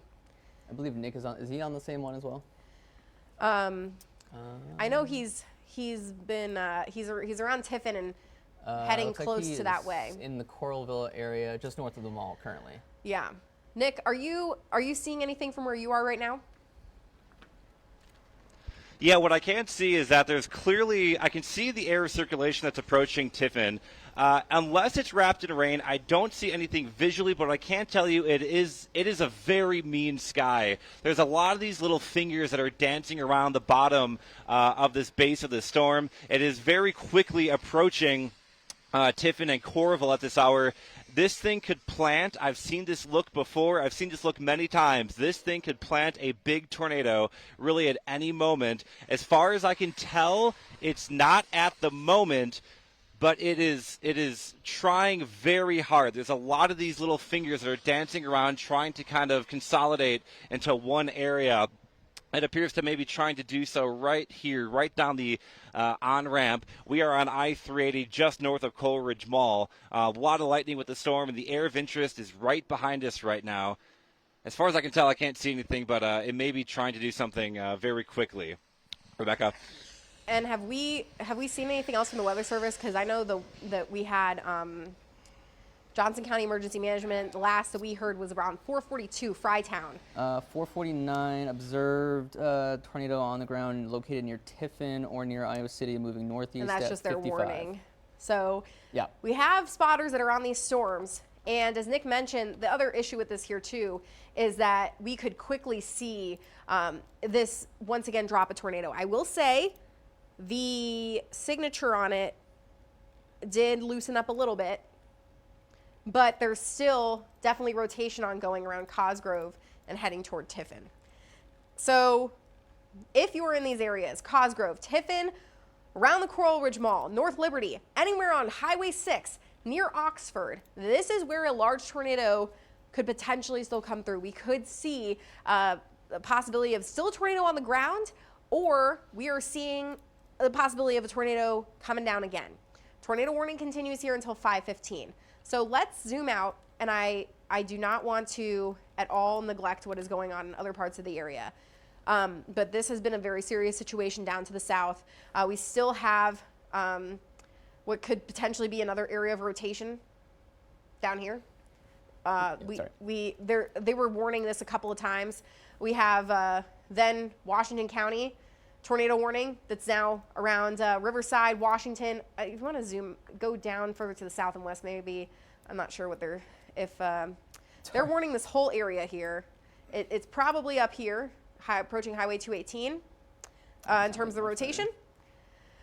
We have a tornado warning that extends with this storm into now the rest of Johnson and parts of Lynn County.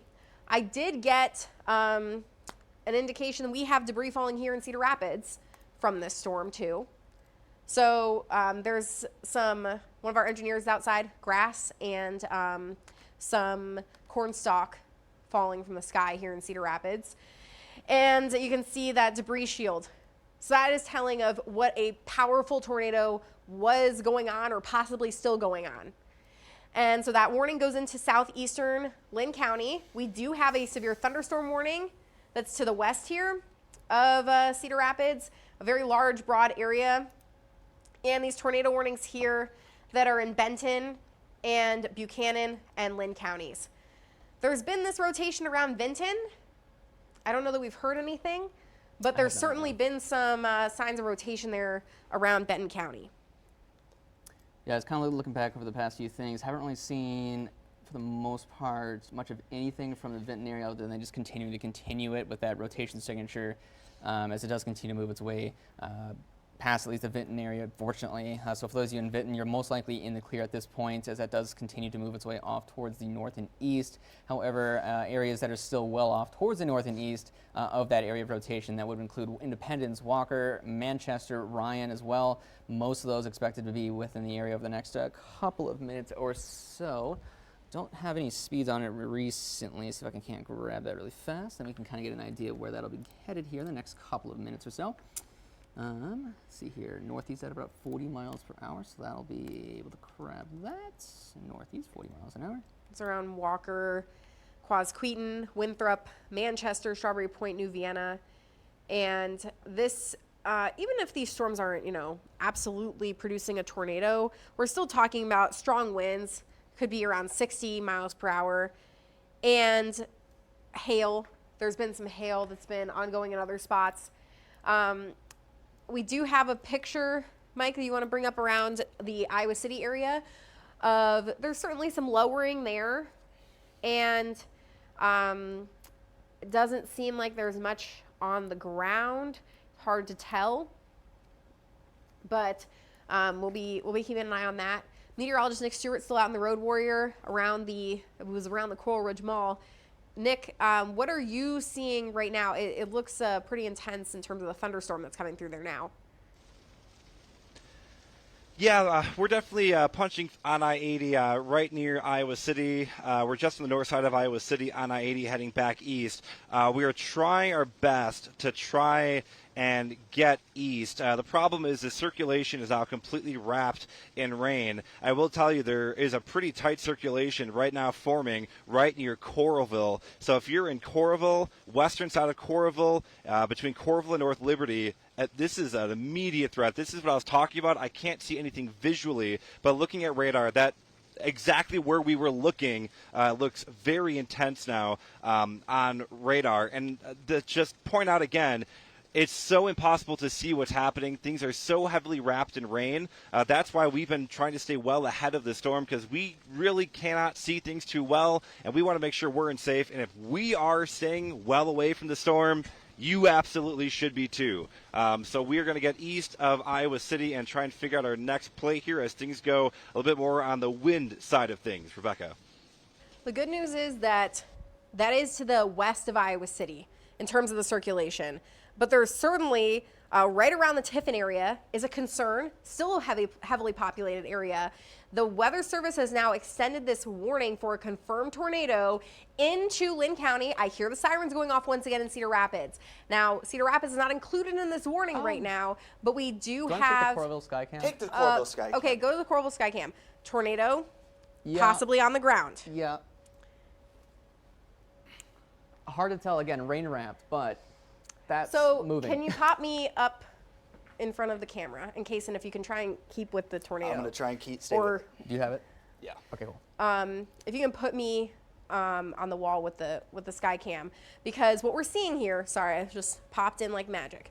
We were seeing this kind of area right here where there's possibly a tornado right here. That would be west of the Coral Ridge Mall. It's very hard to see, but we were definitely seeing funnel, some sort of circulation ongoing there.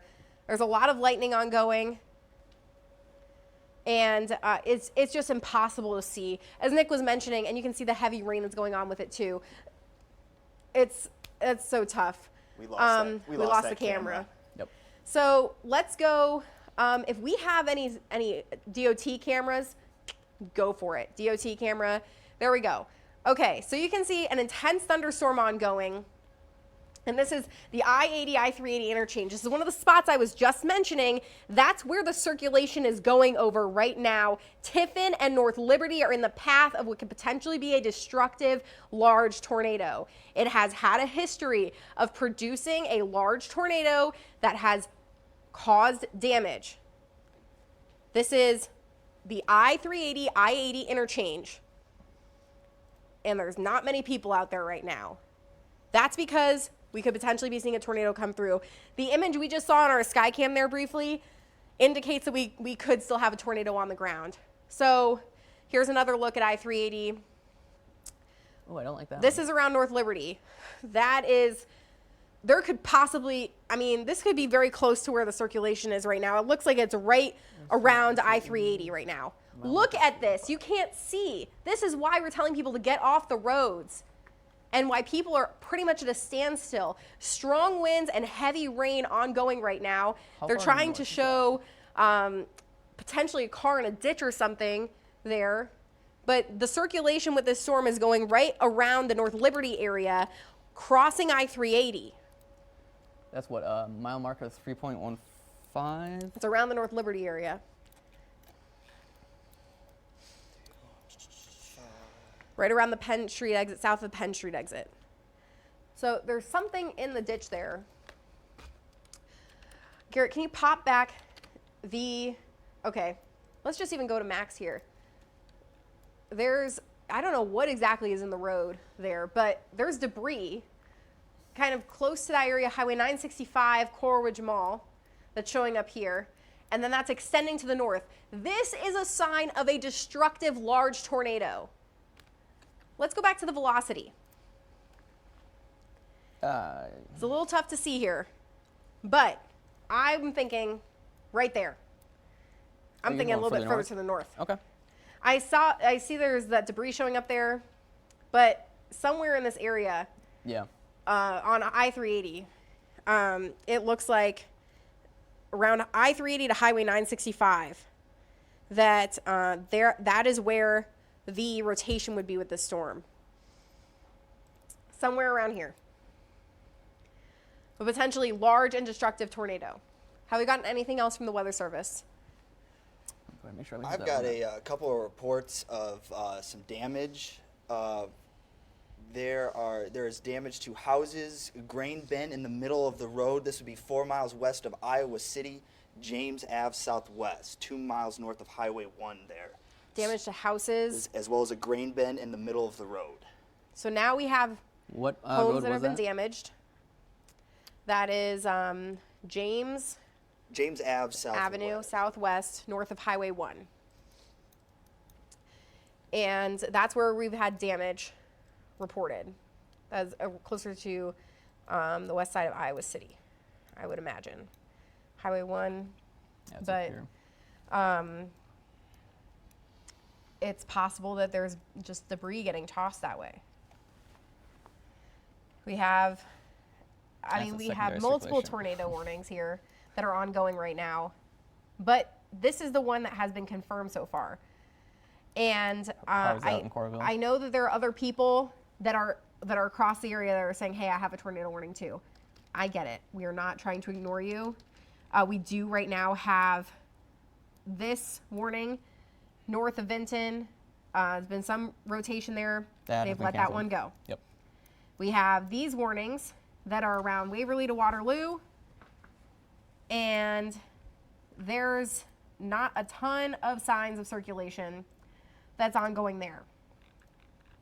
We do have additional severe thunderstorm warnings, and we can pop on the reflectivity.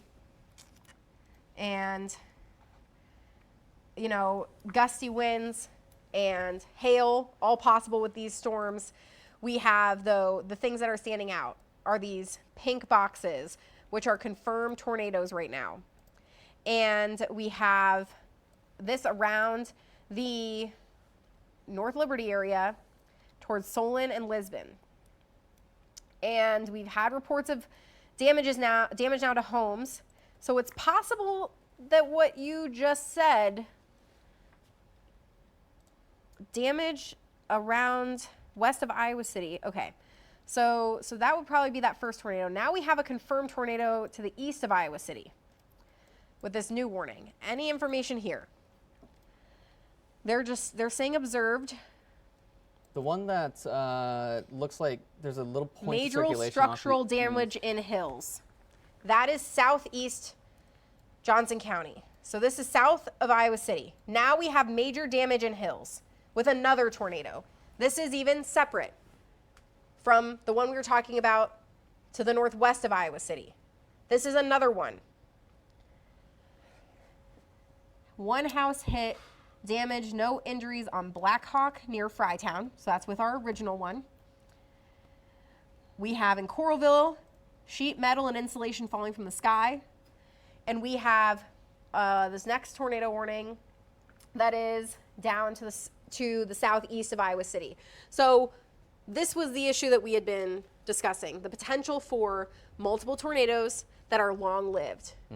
And the possibility that we could be dealing with, I mean, we are dealing with it. We have multiple tornado warnings. Now we have multiple tornadoes that have been confirmed today. And now we have reports of damage. We have reports of injuries. We don't like to hear this. And unfortunately, it's continuing to happen now in power outages now. Yeah, we've got about 1,300 folks in Keokuk County without power. Washington County, about 1,400 folks that are without power. Johnson obviously just kind of went through here. That has started to increase a little bit as well. So this is obviously doing quite a bit of damage just in terms of infrastructure in these areas. Right, and now we're hearing, we have some people who are saying Iowa City, power is out there, and if you had plans to go down to Iowa City for watch parties or anything for the game tonight, we gotta just wait. We gotta hold on. We gotta let these storms come through, and then unfortunately we have to wait for assessments to be done on what's happening in these areas and potentially for power outages to continue. So let's get into this next storm. And the one that is down by the southern side now here. This includes Iowa City, or I don't know if they're including Iowa City. Iowa City is right in between. Yeah, I think you skirted just My past goodness. that. Those two areas Iowa of City had a circulation. lucky day today, thankfully.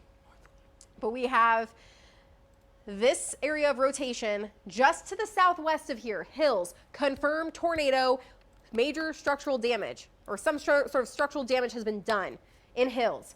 This is moving to the north and east, just near and west of West Branch, going across I-80 again. Stop driving on I-80. If you have anybody who's going on I-80, it needs to be done. We need to get off of the road. We have seen what it looks like out there when these storms are coming through. It is difficult to see, and there's a potential that a tornado is on the ground. Oasis, just west of West Branch, around 508. Cedar Bluff, Mechanicsville, Clarence, between 5:15 and 5:30. We have a time lapse of around the Coralville area. Yep. There you can see, I think that was from our Skycam. Yes. Or so One of that looks like a tornado that either a funnel cloud or a tornado is on the ground. You can see the spin with that storm. So you can see the rotation that's ongoing. And there's a tornado that came just west of Coralville. So that is the Coral Ridge Mall. So that's what we were watching pass around the North Liberty Tiffin area. And I'm trying to see if I can get a little bit better of a look. It's getting pretty muddy with some of the areas of rotation and circulation here. Nick, what are you seeing right now? Yeah, right now we're near the West Branch area, and we can see that circulation, heavily rapid rain that is approaching I-80. This is what left the hills area. I don't know how well you can make it out. We're seeing some pretty intense rain right now, but that is the area of circulation. You can kind of see that appendage and lowering right there. That correlates with that area of circulation that is approaching Interstate 80. So again, if you're near West Branch, this is about to cross here. We've been seeing intermittent hail falling as well with this. I cannot tell if there's still a visible tornado on the ground with it or not, but I can tell you that the sirens are sounding here in West Branch, and there is certainly a very menacing sky. And going back to earlier, we lost communication with you for a while because we lost Verizon service while traveling through Iowa City. We saw a big power flash off to our east towards Coralville, right where we were and where I was concerned about earlier. We got east, lost cell phone service, but we're back now in the West Branch area. Rebecca. Yeah, there's definitely a concerning look on radar 2 with this storm, and you can see it here where Nick is looking toward the storm, and you can see those bright blues indicating that there's definitely some strong winds and what could be a lot of circulation there ongoing. So there was already a confirmed tornado with this storm, and the Weather Service said there was damage to hills just off to the south and west, just south of Iowa City, and this is heading to the north and east. It could be very close to or just west of West Branch, going across I-80 and head toward Oasis. Have we gotten anything from the Weather Service? Not necessarily from Weather Service, but actually from one of ours who, I gotta pull it up now. See here, he was near, he said large trees down near Melrose Street off of exit 218. That was coming. You can go to that picture-in-picture with Nick, because there's certainly a funnel cloud. Yep. It looks like it's high up. Nick, can you tell if that's hitting the ground, touching the ground at all, or that's lifted now? I cannot tell if it's hitting the ground, but I can tell you that it's certainly a funnel cloud passing just off to our south.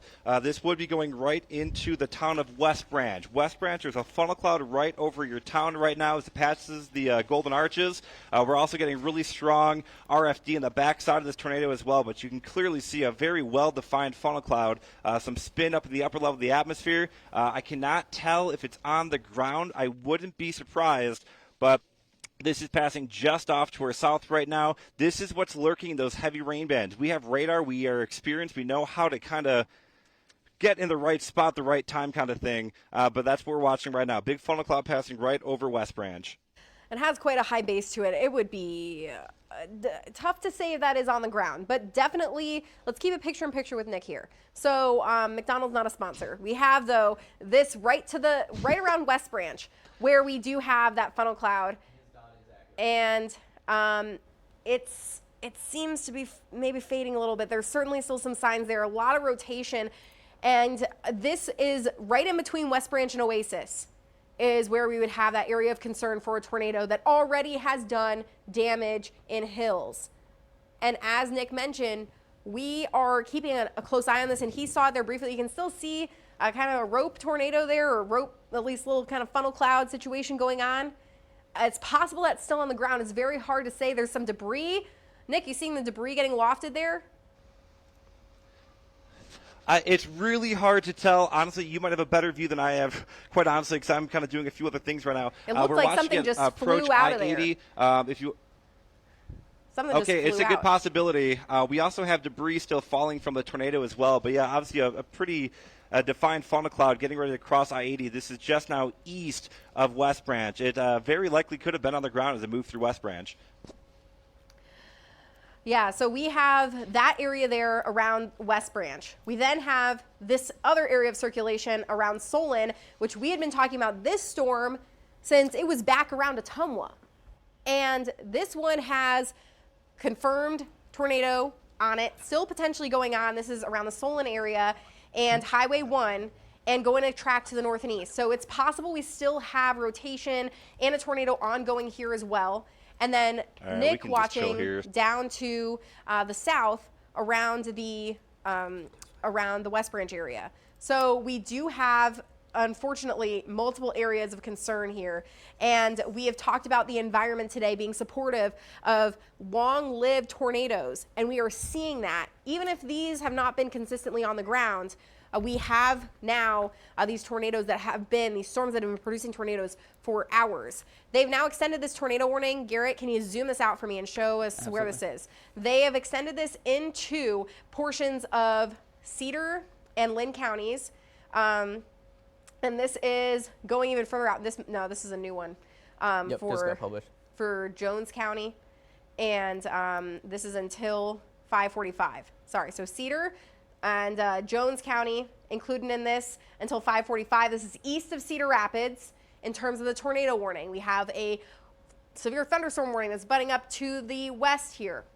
And let's zoom out all the way, and we can show what's going on here. We have confirmed tornado that was in hills, and we are still seeing a funnel cloud that meteorologist Nick Stewart is on is potentially still a tornado that is moving around the West Branch area. We then have rotation around Solon, which has been with a confirmed tornado. That's been ongoing since it moved through parts of Keokuk County and just to the west of Iowa City, now continuing to the north and could potentially still be producing a tornado around Solon. Crossing I-80 right now at West Branch.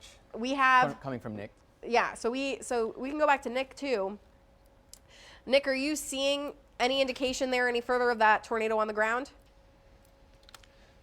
You know, honestly, I looked through my photos that I was taking at the time, and you can clearly see there was debris being picked up. As a pretty small but pretty tight little debris couplet, little pocket of debris, little dust swirl spinning on the ground just on the east side of West Branch. You saw the debris right around the same time, which makes me think it could have done at least some minor damage in the West Branch area. It didn't look particularly strong, thankfully, but it did cross I-80 just east of West Branch, and it does continue to move off to the east and northeast. Okay, so we have this tornado, West Branch. We are seeing debris coming down. The radar is showing that as well. It's potentially still ongoing. Kason, tell us what you're hearing from the Weather Service. Yeah, we're just tracking in some things in terms of what emergency managers are kind of relaying back. Boston, Wade, Coralville, large incident right now. UIHC is activating their MCI plans and IC team, live wires down across the area there as well. So we continue to see lots of issues starting to pop out of this now of damage that has occurred. There's also been some debris from one of our photojournalists sent me along I-80 just to the east of Iowa City. There's debris alongside of Interstate 80. So we are hearing of multiple incidents now. We have the Hills tornado wrapped in rain, which is the one that's going through the West Branch area that Nick's talking about with debris. Now we have an incident in Coralville. If you had plans to go down to Johnson County today for the game, we understand it's probably not the best situation right now. And we're going to work to get you as much information as we possibly can. But we have multiple reports of damage of towns that have been hit and a serious situation that is going to make things difficult to travel down into Johnson County. And we still have tornadoes ongoing right now. And we have still, unfortunately, damage that's coming in. So around the Solon area, we have that area of circulation that is happening right now. We have the... Almost two. We have another one, just on the north side there of that storm, and then around West Branch that Nick was watching. So we have multiple areas of concern in terms of the possibility of tornadoes still ongoing. The probably strongest, unfortunately, area is around that West Branch down to the south. But you can see to the north, there's some inflow showing up where that other area of circulation is. That's likely what was coming out of Hills. And then possibly down here is what's going in between West Branch and Rochester. So we do have several areas of concern here. And there still could potentially be a situation ongoing here on Highway 1 around Solon, between Solon and Lisbon, getting close to Highway 30, where we could be seeing still a large tornado ongoing. That's been the one that has been, unfortunately, on the ground, at least intermittently, between Ottumwa through Solon now. Does look like that tornado located over Cedar Bluff or near West Branch was confirmed on the ground, and possibly west of Springdale as well. The wording here is plural tornadoes, not singular. So that's most likely seeing three separate areas of circulation. Yes. Within these two warned polygons right now. Yeah. So Nick was even seeing this this rotation here, as he was saying it was going east of West Branch. So that was that. And then we have this on the north side that was going through Hills. And then we have this rotation still around the Solon area, lifting to the north toward Highway 30. And I can hear the rain hitting the walls here at Broadcast Park. Let's go back to the reflectivity and talk about the other storms that are ongoing here. We have a large severe thunderstorm warning that is encompassing Much of our area here in the southwest. Can we get into the particulars of it, Yeah, Garrett? We can zoom in and maybe get an indication of what's going on. So we have, of course, the tornado warnings, and we then have this large severe thunderstorm warning, 70-mile-per-hour winds. Even though this is not tornado warned, 70-mile-per-hour winds are strong and can do damage. And this is a long line of storms. We had been talking about this potential too, that as the storms line up, then they're producing these very strong winds. Excuse me.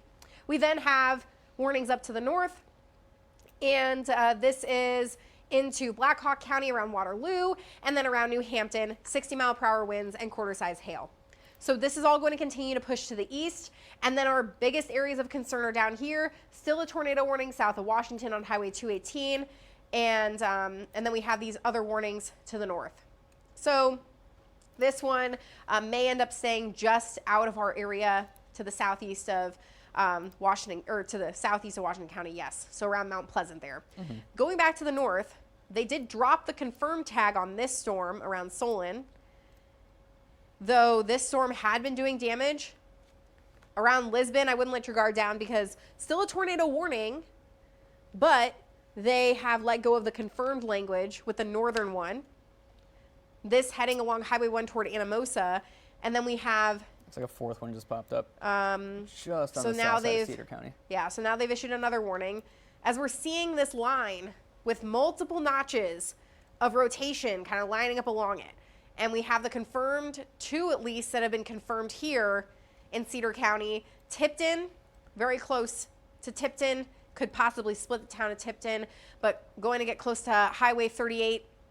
And then we have this one that's going to head toward Highway 30. Okay, so track these out. Multiple tornadoes ongoing and multiple tornado warnings. We then have Wilton encompassed in the southeastern portion of Cedar County. And yeah, let's go ahead and track those out. Sure, absolutely. Starting off with the farthest north one here, because I did pull that one up first. That one is moving at about 55 miles per hour or so, so we'll kind of pan up to that one for the time being. Going from that circulation, following it up towards the, I believe it's north-northeast.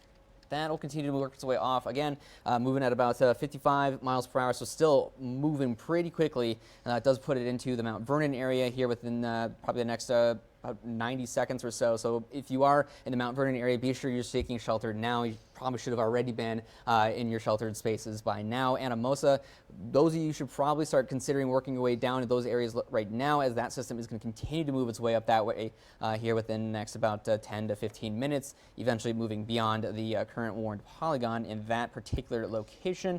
Though as we do continue to work our way further down with those 2 pockets of circulation right now, I do believe those are a little bit slower. Let me double check on that one. That current polygon should be expiring here in about 9 minutes or so, but that's still moving pretty quick at about 55 miles per hour as well. So doing 2 of those, starting with the northern one, as that does continue to work its way off towards the northeast, moving it closer towards Stanwood here within the next about 7 minutes or so. So making sure the warning does not extend yet, but that is certainly something we'll have to watch out for, because that was the confirmed tornado we did have not too long ago. Same goes for the southernmost portions of our area of rotation as well. That'll continue to work its way into Tipton here, also probably within the next 90 seconds or so. So that is something you probably should already be headed towards your safe space. I know there's not a tornado warning going out right now. Still, there is that signature of some rotation a little bit. Tipton. Yeah, the Cedar County, Mount Vernon, and down to the south. I mean, but around Tipton, you see that kind of zone there. Then just right to the north, and then to the north again around Mount Vernon. Right around Lisbon, where that would have moved through. Emergency management out of, or getting close to now, actually. Emergency management in Lynn County saying 70-mile-per-hour winds. That's still very strong. And these storms are moving fast. So you want to make sure that you are still sheltering in place, regardless of if there's a tornado on the ground or not. Mount Vernon, around Lisbon, and then to the north and east here, areas like Anamosa, Martell, Springville, Morley, Monticello. And then we have further down to the south around Tipton. Okay, we have a new tornado warning. Now they're saying still confirmed. And that's the possibility. We have 2 tornadoes ongoing in 2 different zones here. So we have these tornadoes have been ongoing and these areas of circulation, and we have heard of damage, of live power lines down, of many people losing power. We now do have some video out of the Hills area where we did have this confirmed tornado, and that's just not what you want to see. So this is from Nick Weig, and this is in Hills. This is south of Johnson, or Iowa City and Johnson County, and this is damage to homes now. And this is the reality of what could happen with these tornadoes. Unfortunately, they've been intense and they have been widespread. And this is the concern. This is why we have a tornado watch that is labeled a particularly dangerous situation. This is the first severe weather threat that has been widespread for this season. We had tornadoes in January. We had those isolated storms that happened in January, and we had 2 tornadoes that were confirmed out of that. One in Williamsburg. It was record-setting. And then we had this situation after we've spent weeks and weeks in kind of a wintry spring mix. And now we are talking about a situation with a very powerful storm that has led us to this PDS tornado watch, a high risk issued. And this is a situation where it is incredibly rare but it is issued because of the potential for long-lived intense tornadoes and the confidence for multiple violent tornadoes in the area. We have already seen this happen. If there's a tornado warning, you need to take it seriously. We are seeing damage. We are getting damage. We're getting reports of injuries. People's power is out. People have lost their homes. And we don't want there to be any more people hurt. We have to take each one of these seriously. Even if it's just a severe thunderstorm warning, we have seen things quickly evolve with these storms, and we have seen tornadoes develop rather fast. And we have multiple areas of concern with multiple tornado warnings in place. This one, south side of Cedar County, you can see the inflow notch, the winds quickly racing in. There's a zone of rotation there. That would be heading close to New Liberty, possibly just south of Bennett. And then we have the area around Tipton with rotation there. I mean, any of these spots, there's just all these spots with the rotation. Yeah, certainly concerning over Tipton right now. And we can hope that's not reality, that there's a tornado in Tipton, but it's possible based on the signature there. Can we go to the reflectivity and see what that looks like? Yes. The Weather Service is saying this confirmed. Not really a strong Pretty rain wraps. indicator there. Would be wrapped in rain. Can we go to the correlation coefficient? Mm-hmm. This is a radar product where we can tell the difference between if it's just precipitation falling or any debris. Okay. That is what's known as a debris ball. And that is a sign of a tornado ongoing that unfortunately went through the town of Tipton or very close to it. So debris is being picked up in the air right now, and there is a tornado that is in progress northeast of Tipton, heading toward Highway 30, near and east of Clarence. So around the Clarence area, heading near the Tipton Walmart here, toward Clarence in the next 10 minutes. Massillon, Oxford Junction, Lost Nation, you're in the path of this storm within the next 25 minutes. You need to be in your safe space. Ban that to actually just do. Well, the warning goes all the way out here into Jackson County. Yeah, with both Wyoming. Of those circulations right we have, now. those 2 areas of circulation, Stanwood, Hale, Lost Nation, Monmouth. These are the areas that could be impacted by a tornado. We are likely still seeing a tornado on the ground north of Tipton right now, heading toward Highway 30. That debris signature is pretty clear of telling what's going on. And it still is. So that's indicating there is a tornado that is picking up debris. Could be pieces of homes or businesses, or could just be stuff from fields. And we can hope that it's not homes, but the reality is that it's gone close to a town and is heading to the east. Wald, Stanwood, Clarence, you need to be in your safe space. Massillon, I apologize if I'm messing up that name.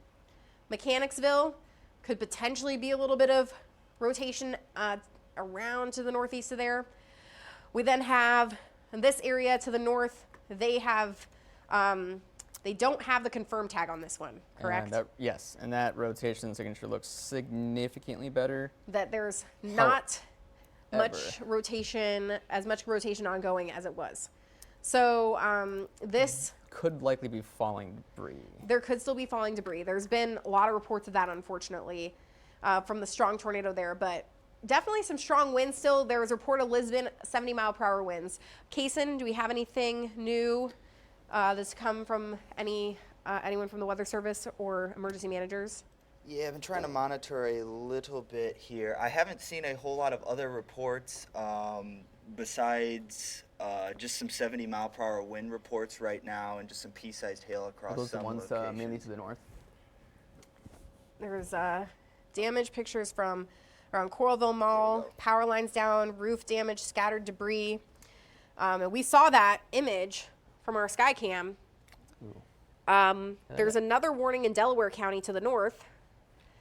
Yep. And I'm gonna, if you want to talk about that one, Kaysen needs some batteries in his microphone. Absolutely, yeah. So let's kind of dive into this one a little bit. Now that's a little bit newer. Fortunately here, this does look like a bit of a weaker signature as it does continue to move over the Manchester area. So that is at least promising for the time being. Is that sirens here now? Yeah, we have sirens here. However, that does look like there is a little bit of back end scattering on our debris tracker, which could indicate this could either be a hail or debris. So that is something worth noting, at least for the time being, within that Manchester area. As far as where that is headed off to, moving eastward at around 35 miles per hour. So we'll go ahead and track that for the time being with that warning as it does continue that direction. So for those of you in the Manchester area, probably going to be here in the clear in the next 5-ish or so minutes as this does continue to track its way eastward. However, closer towards Earlville, that should be moving in here pretty quickly. Fortunately, I guess it is slowing it down just a little bit, but that working its way closer towards the Dyersville, Holy Cross, Piosada areas as well by about 6:30. So it does look like it's about an hour or so. But I do expect that would be a little bit faster than what that might be indicating, just because it is attached to this overarching, fast-moving line of storms that does continue to track its way off towards the east. Did you guys see any reports or anything from that new warning near Manchester? I haven't. They are just putting out a tornado warning there. And is that the cross area in that spot? I think that would be the Quad Cities still. Okay. But I do want to say the sirens are going off in Cedar Rapids because of 70-mile-per-hour winds with the warning. We also have that tornado warning that's off to the east of Cedar Rapids. So the sirens in Cedar Rapids, primarily for strong winds that are coming into Lynn County. And we have the tornado warning off to the east. So 70-mile-per-hour winds, still not something to mess around with. And even though you're not under a tornado warning, we're still talking about some strong winds, at least radars showing around perhaps 60-mile-per-hour winds. And keep in mind this is at about 6,000 feet. That's still far away from the surface. So we're talking about an estimate from a radar site that's in the Quad Cities.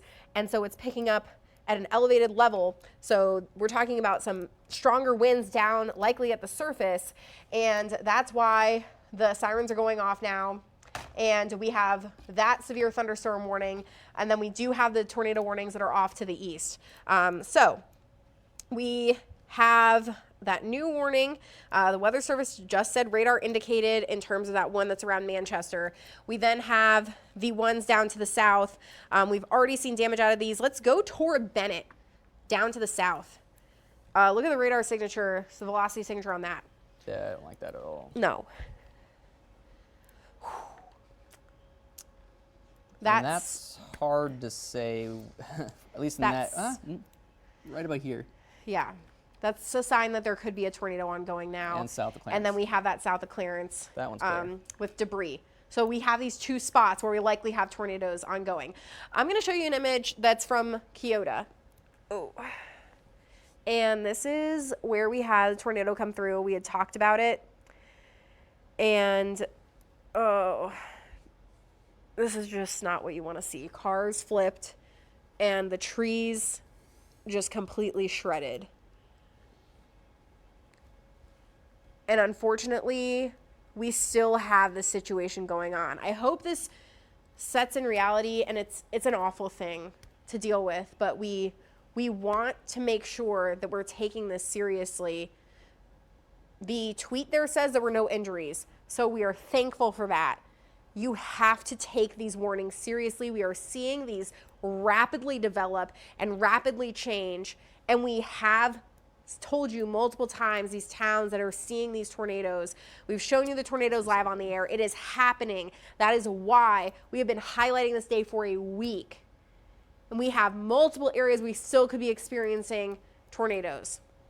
So that's what I'm pointing out here. I just want to point out too, it's Yeah. not the strongest signature here on the velocity product. Granted, within the past 2 scans, that has picked up in its contrast a little bit more.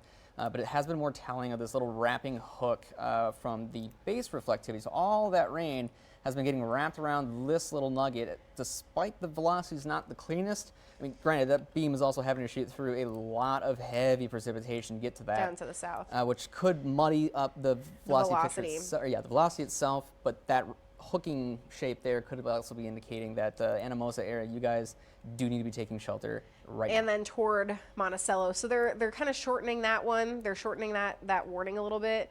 But definitely something we should keep an eye on. We have the warning in Manchester, at least an indication of strong winds, if nothing else. If there's not a tornado, there's some very strong winds. We have the Anamosa cell, then down to the south, Garrett, we have this tornado warning. Around Clarence has probably been one of the more clear signatures, unfortunately, of the possibility of a tornado just to the east of Clarence. This is the one we were talking about crossing I-35, or Highway 30, not I-35, Highway 30. And then we have some of these notches here, but just southeast of Clarence, and then down to the south and the southern part of Cedar County here around Bennett, that is likely a tornado ongoing right now. That is right around the Bennett area. If you're in Bennett, you need to be in your shelter right now. This is going to then cross out of Cedar County, but there could potentially be a tornado ongoing. We've seen from our product that is able to show us debris, that there has been debris getting picked up. And this is close to the radar. This is likely a situation that's ongoing where we do have the debris going on that's not going to be anything that's falling from another storm. That was a pretty clear signature there in Bennett and Cedar County in the southeast, south of Tipton. But we have multiple zones, and we have had multiple tornadoes that have been confirmed today, and we have had damage in multiple spots as well. And I know that it is not the ideal situation when we have obviously the Iowa game that's going on today, and people that want to travel maybe to Iowa City. But there is a situation in Coralville right now that around the Coral Ridge Mall, there is a lot of damage that has been ongoing. There are power lines that are down, and we do have a lot of people that are likely going to be doing a lot of work around the Coralville area. So just something to keep in mind, that if you had those plans tonight, you might want to think about changing them. And we're going to work to get some more information about that, of course, as we go through the next couple of hours. But we do know there is quite a situation in Coralville. Have we gotten any Storm report from Vinton, Barnesdown near Vinton after initial line went through. Possible tornado. That was at We had been talking about Vinton. We had talked about ago. that signature in Vinton, in Benton County. Yeah, in Johnson County right now, when we talked earlier, there was just almost like 50 people. There's now 6,000 folks who are without power there. I assume near that Coral Ridge Mall area where we still don't have our Skycam. It might be powers down or powers out in that location for right now, but that camera is not working. That likely caught what maybe have been a tornado on it. So there's certainly a lot of issues going on out there in terms of infrastructure that has been completely demolished by this. I'd say there's probably. Okay, looks like that Manchester one's been confirmed as well now. They're saying confirmed. Yep, Okay. that was confirmed as of 5:32, so about a couple minutes ago. We're getting 70-mile-per-hour winds in pea-sized hail and Palo. So expanding the Anamosa tornado. we have, that tornado warning, as Garrett was pointing out there. Tornado warning. Let's see. Manchester, they're not really saying much in terms of if there's a spotter on it or not, but large and extremely dangerous tornado over Delaware or near Manchester, moving northeast at 40 miles per hour. And then we have the extension of the other one that's kind of going to meet up with that. So we haven't had a lot of spotter reports, at least, of, Manchester, buildings down on Burrington Road and South 5th, power poles also down. So that may be why they ended up upgrading that. Looks like the Bennett one is now confirmed as well. That is going to start to move more towards the Quad Cities viewing areas that moves through. I believe that is now portions of Clinton County. And the Weather Service also pointing out the debris that we were seeing down near Bennett. Yep, that's a lot clearer now within that last So scan here. they are continuing that warning to the east because of it. That'll be getting out of our area into Clinton and Scott counties. I know that people still watch us there. Still going to have to watch out for that Clarence area. I believe that was also confirmed not too long ago as well. Probably within the past 5 or so minutes, I think we saw that pop up for at least the confirmation. We continue to get these reports of damage. Here's a look at damage from around the Coralville area. So this is cars flipped, obviously roofs off the building there. And we were just talking about that Coral Ridge Mall area, and we could see it on our sky cam. So around Coralville, we had talked about just west of Iowa City, around Tiffin and North Liberty, those areas where we were concerned. So there's a damage to some homes, trailer flip there around Coralville, large structural damage, and this is the reality of today, unfortunately. And we're not done. But damage has been happening, and it's continuing to be ongoing. We have seen damage from Johnson County that has been going now, these storms, into portions of Cedar and Jones counties, and still indication of tornadoes that are ongoing, likely especially down in Bennett, in Cedar County. And meteorologist Nick Stewart is out in the Solon area right now. Nick, what are you seeing there? Yeah, I can tell you there's a lot of people walking around kind of assessing the state of things here in Solon. We did see power lines down right near the center of town. We do have power crews on scene. Also, firefighters have been walking around town. There's a lot of tree damage through town as well, a lot of branches down. So we're kind of still trying to get a feel for exactly what the town of Solon went through. We do have other reports of some more damage in town. We're just trying to figure out exactly where that may be. Right now, we're just turned off of Main Street onto South Iowa Street. You can see some flashing lights up ahead. So there's clearly something happening here. You can see some crews working on removing some tree debris up the road as well. So we're just kind of walking around town right now, trying to figure out and assess what's happening at this hour. As soon as we kind of find a little bit more information, we will come let you know. Yeah, no, we had talked about the possibility of there being something around the Solon area on Highway 1 there, and there's been some reports around Lisbon then to the north where there was 70-mile-per-hour winds. So obviously damage, and you can see kind of just some debris scattered around town there in Solon.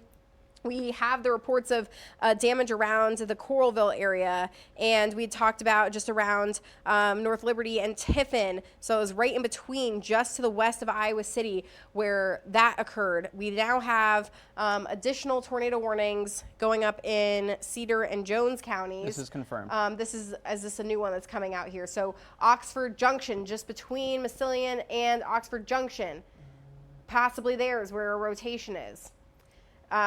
It's possible we're seeing multiple areas of rotation in these lines. Yeah, that's what I was thinking there, perhaps. Kind of triangulating it based on the report too.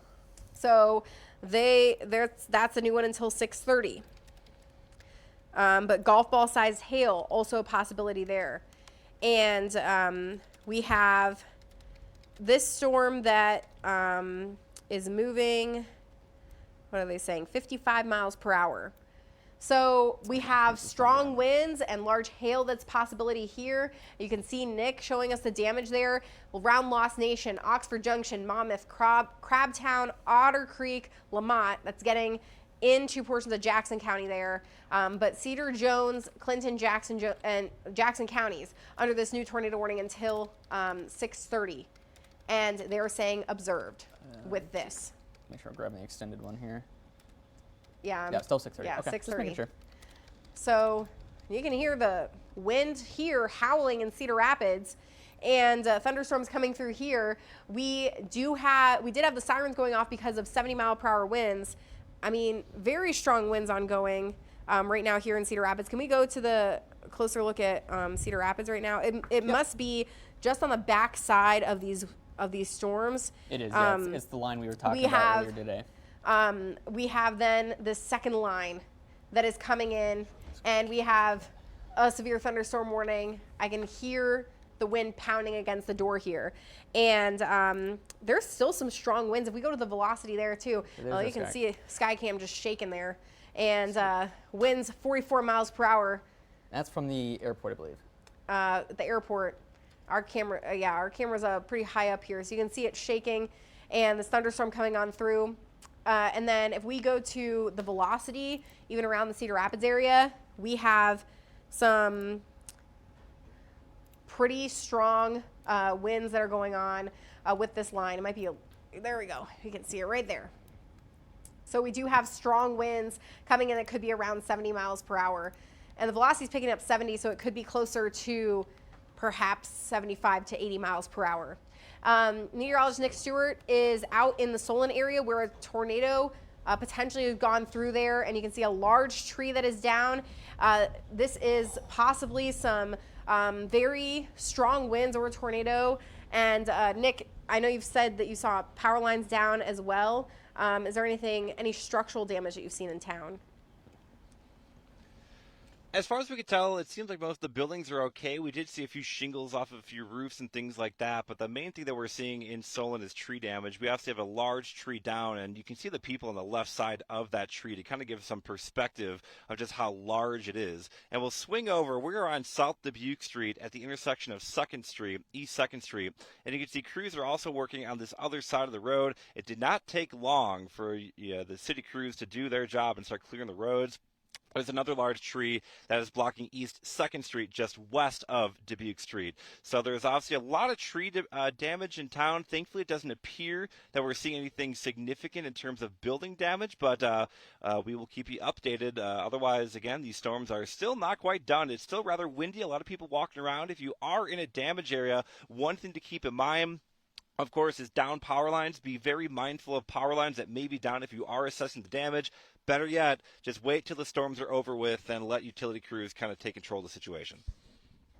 Really good news there, and we've been talking about too the fact that we've had so much damage around the Coralville area, and if people are thinking about going down that way for the Iowa game or anything like that, we need to give time for these crews to get things just cleaned up here. We have a lot of reports of power lines down in a lot of spots. It looks like hail coming down here in Cedar Rapids and strong winds, and we do have still these tornado warnings ongoing, of course, and there could be more damage. So we have this situation with multiple tornado warnings, multiple storms that have produced damage and tornadoes, and we are not yet done. The Weather Service is saying for Dubuque County, 80-mile-per-hour winds for that storm that's heading just out of our area. And so, I'm sorry, Garrett, we got to get to the east here. So you can see the bright kind of yellows and red showing up there. We have the 70-mile-per-hour winds or so moving through the Cedar Rapids area and heading to the east, and we have these multiple tornado warnings ongoing, and then we have the issue of these other areas that have dealt with the damage. We have more photos out of the Coralville area, and this is roof damage, and you can just see things tattered. And this was just to the west of Iowa City around the Coral Ridge Mall, and this is the Coralville Hy-Vee area, well, near the Coralville Hy-Vee, where damage has been done. We've had reports of tornadoes with this storm, And this is just unfortunately one of the spots that we have seen damage from. So cars being flipped, the trees that are down, and homes that have been damaged, buildings that have been damaged, some significant damage around a heavily populated area around Coralville. And we still have tornado warnings that are happening right now. This is why we have this PDS tornado watch that has been out. Particularly dangerous situation, long-lived tornadoes. The tornado that went through the Coralville area originated from around the Ottumwa area and kept on going to the north and east, these long-lived tornadoes. So we have around Wheatland, still some circulation on the south side, perhaps there. We have then Lost Nation and Baldwin area. This could have some gusty winds. We have these tornado warnings here. And then around Monticello. That little beam there you're seeing is actually the Amazon shipping depot facility. That's just off towards the northwest of the radome. Yeah, so that's a little muddy and hard to see. And then we have the other one that's confirmed, and there was some damage coming out of that one around Manchester. And so there's a possibility, the Weather Service is saying that that's still confirmed. There was some damage around Manchester. So it's possible that there's still a tornado ongoing there. There's a lot of just bright colors that is indicating the fact that even if there are not tornadoes happening, there are very strong winds around 70 to 80 mile per hour likely happening too that can do damage as well. That is why we said treat every warning today as it's happening, and we have these fast-moving storms that have been developing very quickly. We have meteorologist Nick Stewart, who's out in Solon, and Nick, what are you seeing out there? Yeah, what appears to be the roof was ripped off of this building here on the corner of East Main as well as Highway 1. The hardware store, also El Sol Mexican Cuisine. The roof appears to have been ripped off there. Firefighters were walking around the scene to kind of assess that situation.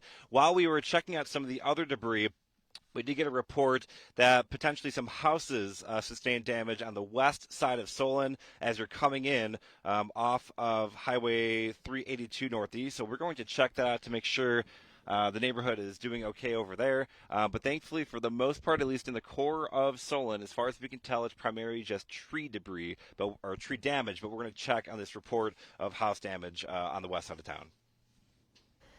Thank you, Nick. And we've been seeing a lot of just, unfortunately, pictures coming out of some highly populated areas. We had talked about that kind of just between Iowa City, Tiffin area, and Coralville, and you were just there too. And we were talking about that area of circulation and seeing damage coming there. We have then power lines that are down other spots, and we still have tornadoes that are ongoing at this time. And these tornadoes have had a history of being large and of producing damage. And we have not seen any additional reports yet. We had that one that was in southern Cedar County. It's getting a little muddied here in terms of the county lines, but it seems like that one had moved out. And we have this additional storm going into Davenport, but that Bennett one that was definitely showing a signature for tornado debris has moved out now toward Wheatland. Then there's this one that's moved out of Jones County heading into Maquoketa. And we still have this warning here. We do also have then the warning to the north, Monticello, Cascade, that has just regular tornado on it, does not have the confirmed signature on it, but we do have a lot of areas of rotation and potentially some strong winds. Have we gotten any additional reports with these latest warnings? This one keeps moving over. I've got a couple of kind of updates on terms of some damage and whatnot that's kind of going on, or still. Just a real quick note from the Johnson County Emergency Management that they are really quickly trying to get public safety that is still responding and it's assessing some of that damage. And just a word of note for anybody who might be around power lines right now, just assume that they are live, that there's still a charge to them. Very dangerous situation, especially in those areas that have been hardest hit. Yeah, they're saying buildings down in Coralville. They have the power lines that are down they're going to have to assess. Springville has roof damage. There's, let's see, 69 mile per hour winds in Cedar Rapids. We've had semis blown over. We've had all these pictures that we've been seeing that of the damage, and this is around the Coralville area once again. So unfortunately, a highly populated area that has had damage around Coralville, around the Coral Ridge Mall that we had been pointing out that was nearby. We saw it on our sky cam, the tornado going through. Johnson County Emergency Management saying multiple tornadoes. They have damage in Hills. They have damage in Coralville, of course, they're having to assess. And so this is what we were concerned about, a long day of multiple tornadoes coming through. And still we have rotation ongoing, and we have the possibility of there still being tornadoes in the area. Now, we do have currently these tornado warnings that are out.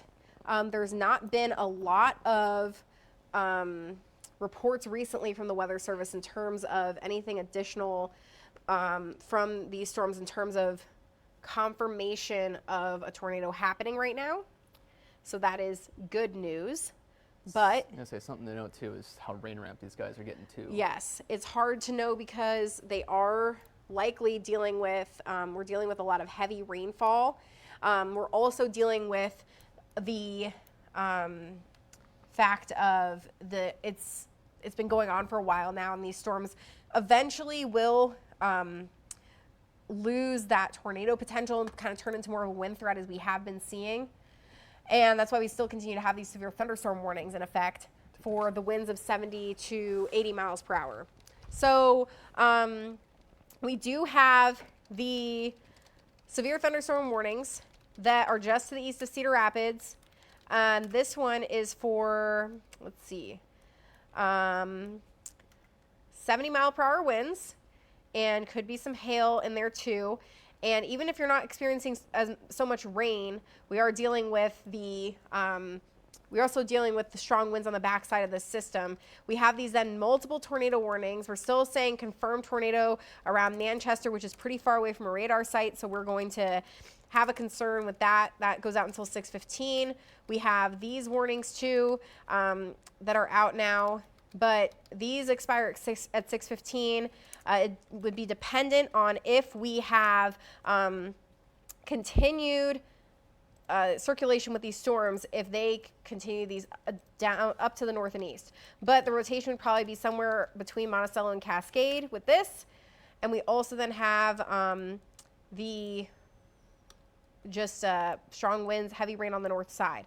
I want to mention what's going on as a whole here with this storm.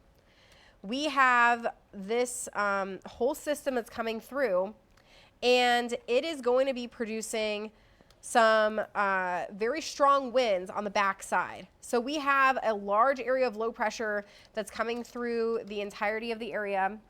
Let's see if I can get this satellite going. Oh no. So we have this tornado watch that's posted right now that goes until 8 p.m. We do have the thunderstorms largely starting to push toward the Mississippi as we were anticipating through the day here, getting to the east of the Mississippi close to 7 p.m., which should still be on track. The issue then becomes what's happening behind this. And we are going to have some very strong winds that come in on the backside, which could cause some problems with cleanup. We have these wind advisories posted for the state that goes until 4 o'clock, or when does it go? I think it's 1 p.m. till tomorrow. 1 p.m. tomorrow. So this was not an updated map. So I apologize. But we do have, let's see, I'm trying to get to some of the winds that's going on. So we have this large storm system that in Des Moines, where storms have already moved through, we're talking about 43 mile per hour winds, 51 in Pierre, South Dakota, 46 in Grand Island. And this is going to be reality for the rest of the night, that we're going to have some strong winds and some much colder air that's going to be moving into place as well. And we have some, we've had temperatures today that have been close to 70 degrees, And now look at what's happening to the north and west.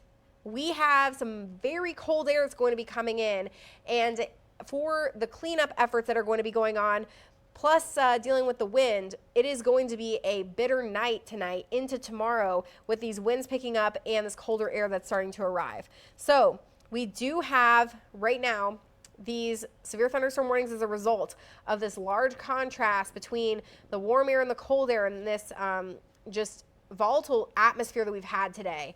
And that's why we had the high risk issued for the area. We had the particularly dangerous situation watch posted, and it has come to reality, unfortunately, that we do have all of these warnings, all of this damage that has happened, that has come into place, and we have still the situation ongoing with multiple tornado warnings. Now, we do have this confirmed one in Manchester. We haven't seen much information from the Weather Service recently.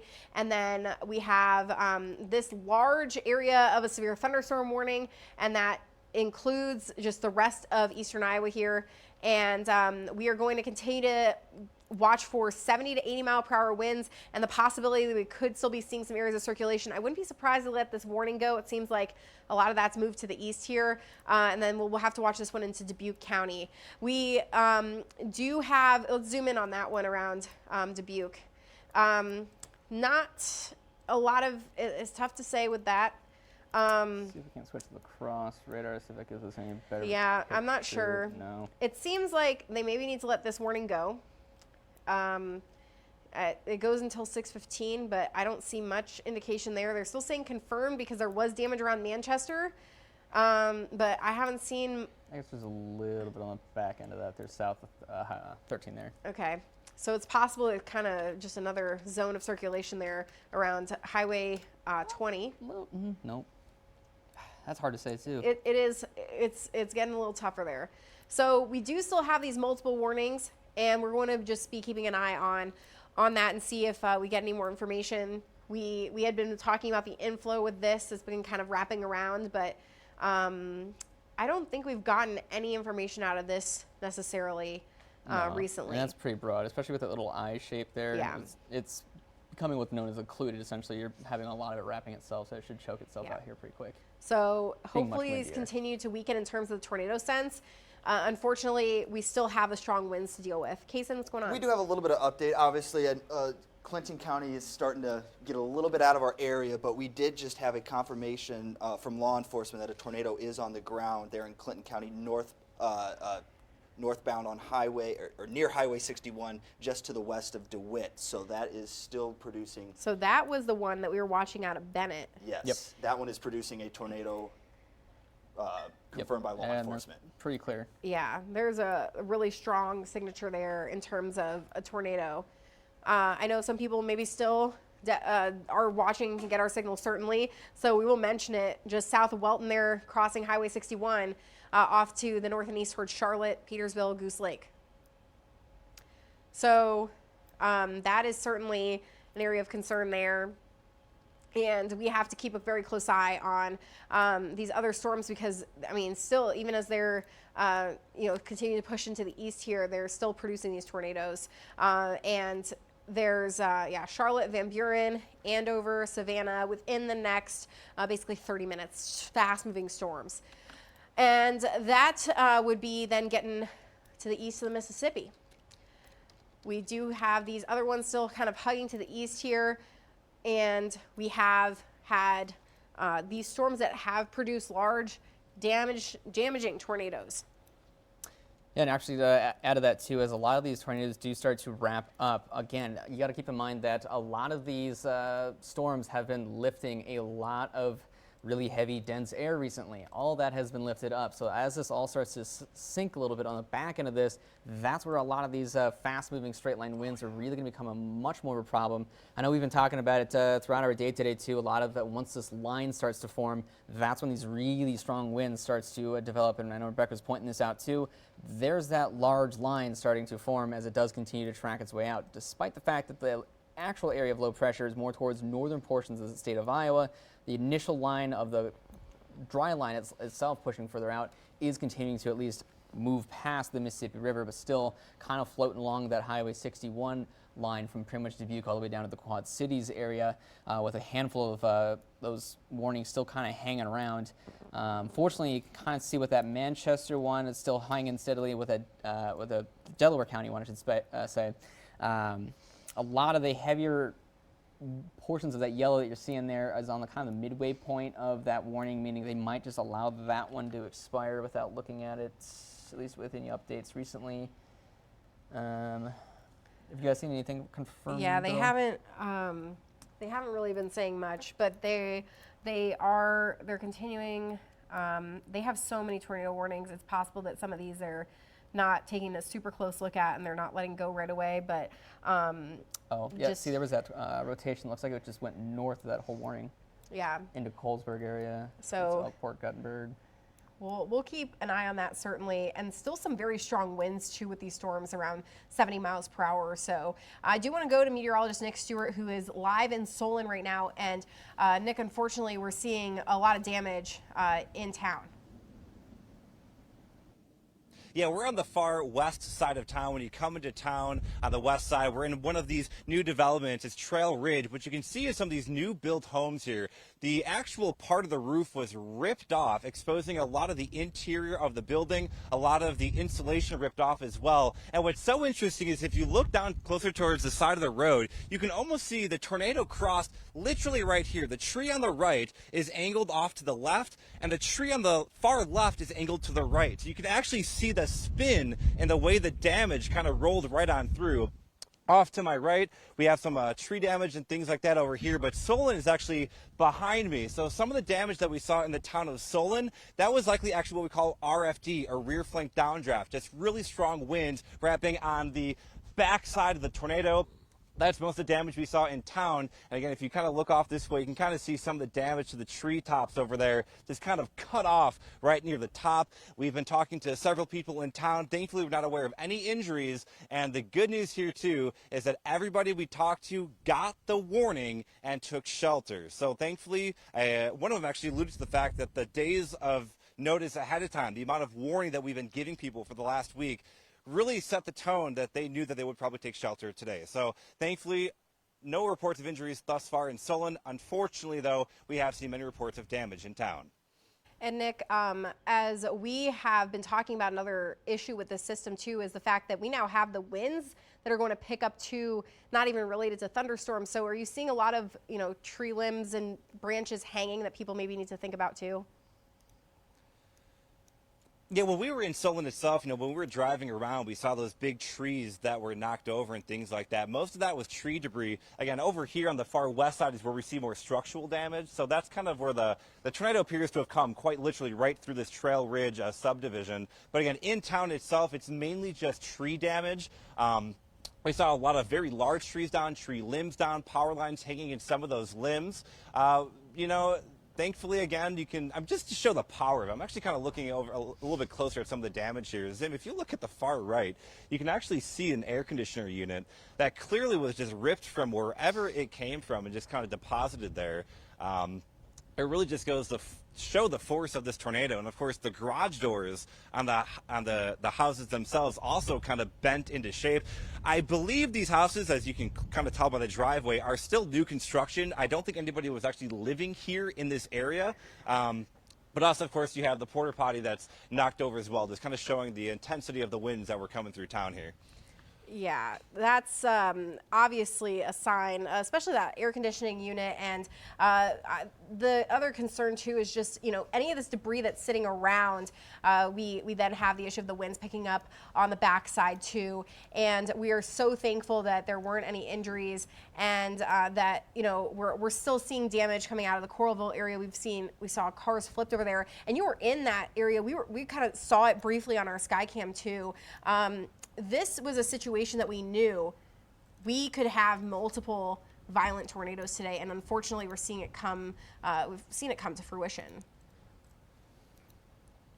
not only just multiple tornadoes, but multiple storms that produced multiple tornadoes. You know, we were originally on this storm way out west towards the Malcolm area where we got that tornado, the big stovepipe tornado, and then we had those big tornadoes in Keokuk County as well, those big wedge tornadoes. We clearly had tornadoes as they moved to the Coralville and Solon area.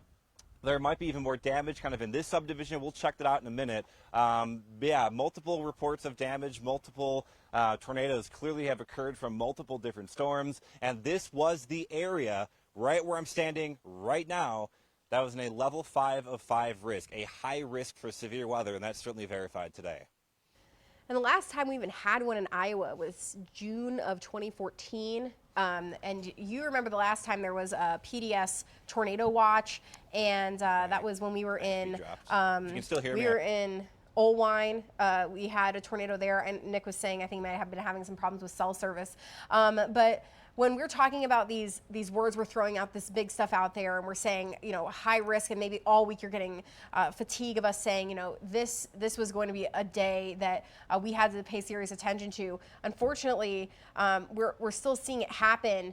And we've had these multiple tornadoes that have caused damage from, yes, multiple storms. It's not just one storm that's made a couple of tornadoes happen. We still are seeing it happen. They're lined up here, getting close to the Mississippi River. But around DeWitt, there's been some damage of power lines getting caught in this tornado. And it was a house that was in DeWitt that was leveled. Yeah, it was completely leveled, according to law enforcement. And so this is still a situation going on in far eastern Iowa. And Garrett, if we can go further to the north and see if we have that other tornado warning. We have these two. That Manchester one, I do believe it sounds weird, but I do think that one kind of got forgotten a little bit because if you traced it back a bit, that circulation moved through it at about 5:40 and then hooked right through Colesburg and Guttenberg and crossed the Mississippi, leaving. Yeah, it went through pretty quick. I'm curious if they maybe, that came on through. There was some damage, and then there maybe is still some circulation in the area, but that one is expired. I that just think expired. it's populating on our max system. Right Okay, now. so that that's one's going to go expired. away. We then have this one, 615. And this is in Dubuque County around Epworth and Piasta. Looks more towards the Piasta area, headed towards the Piasta area. Yeah, so there's that area of circulation there. And that's a possibility. We also have had this warning for severe thunderstorms. Are they still saying 80-mile-per-hour winds? Yes. So that's heading toward Dubuque and probably getting around there now. And then we still have it's this big line here. Yeah, the edge of this line coming through the entire area right now. There's still more back toward Vinton. And we have more rain back there. No, maybe my radar's old. A little bit old. of stratiform. Oh, my radar is old. See what the, yeah, we have some, just a little bit of rain back that way, and we around Cedar Rapids, the heaviest, the strongest stuff has moved off to the east. So we're getting to that point toward the end of this now. Unfortunately, it's not done. Some people have lost their homes today. Some people have to clean up with their cars getting flipped over. Power outages are happening. I don't know if Johnson County Emergency Management has said anything else, but we definitely need to stay away from the Coralville area because they are dealing with a lot of cleanup that is happening there. So Johnson County Sheriff's Office, let's see. They haven't said anything, but Johnson County just saying,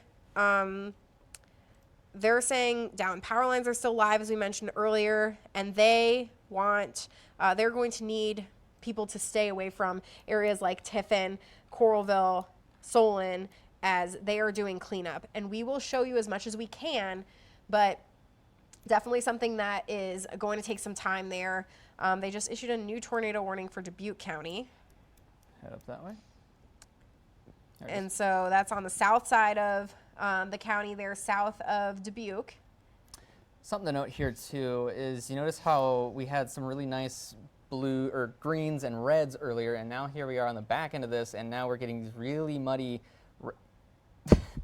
muddy reds and blues and all kinds of colors. And that's because I do think that these storms are now moving faster, that it's kind of causing these errors within our own radar estimated wind speed. So when you're trying to see these kinds of things, it gets really, really difficult just because of how now fast these storms are now moving. I do believe, despite the wind gusts themselves booking through at about, what we said, about 80 miles an hour or so.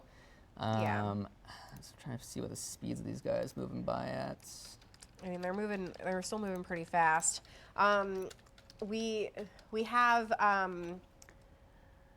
let's see. Not anything that's confirmed, but just at least they're saying tornado warning for around the Cottonville area. And then we do have still a tornado warning down to the south. We do have video from DeWitt of the tornado there. And Mike, if you want to bring that one up, get weather warn alerts. You can see that there's a large tornado, and this was posted about 7 minutes ago. You can see a lot of really intense circulation right there. And this is around DeWitt, where we do know there has been damage.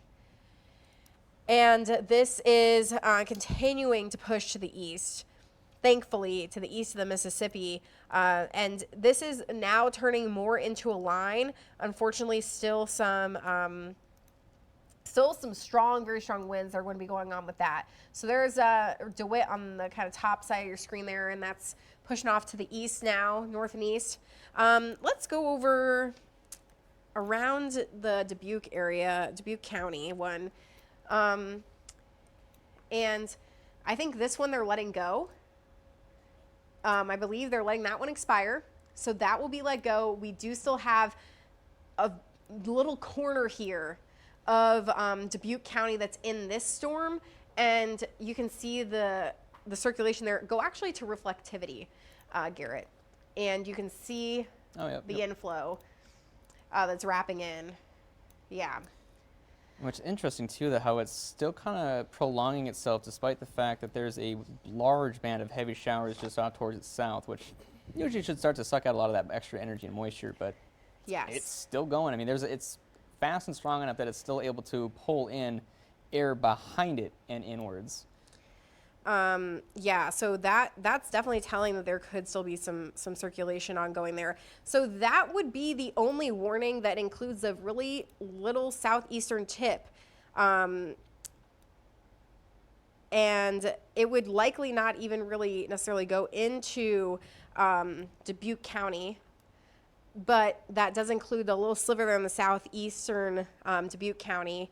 And then we are still continuing to get some more images out of Coralville, and we can take those pictures there. So this is Coralville, and you can see cars that have just been smashed and commercial buildings that have been ruined. It looks like an apartment building that part of the roof has been taken off, and we have this siding damage. You can even see that tree limb that went into the building there, into the siding.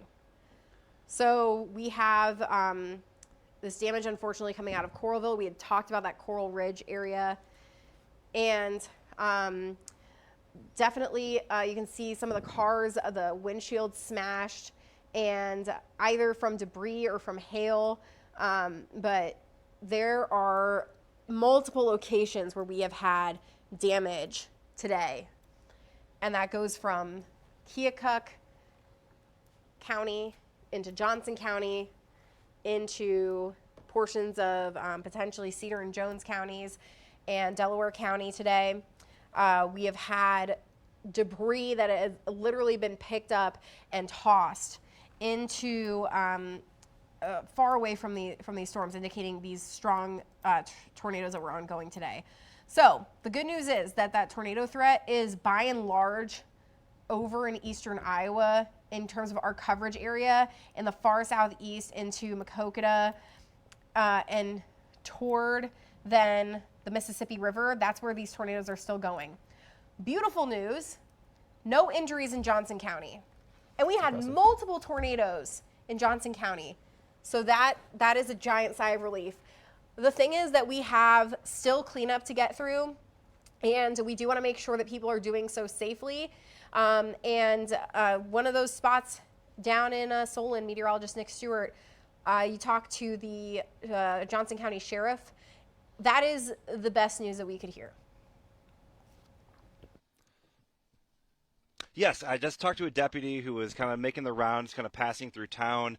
He said he's a lot of reports of damage, a lot of reports of sheds and barns damage. We had the house damage here on the far west side of Solon, the roof damage in Solon proper. But as far as he is aware, there have been no injuries attributed to the severe weather that we've faced so far today. We are actually going to head back into Solon right now. We're going to do another check on some of the tree damage and things like that are in town. But again, the best news that I've heard so far is that there are no injuries here in Johnson County, as far as the deputy is aware. Now, there are, of course, there were other tornadoes in Keokuk, Washington County.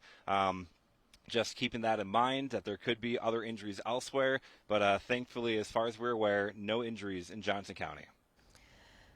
That is great news, because we're also talking about some towns that were hit, and Coralville is a highly populated area.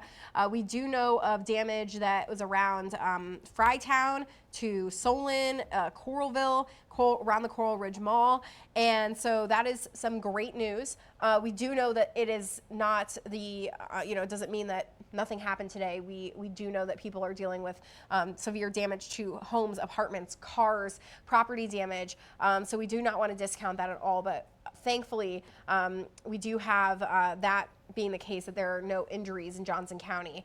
We do still have warnings ongoing. We have some strong winds. We have heavy rain that's happening right now.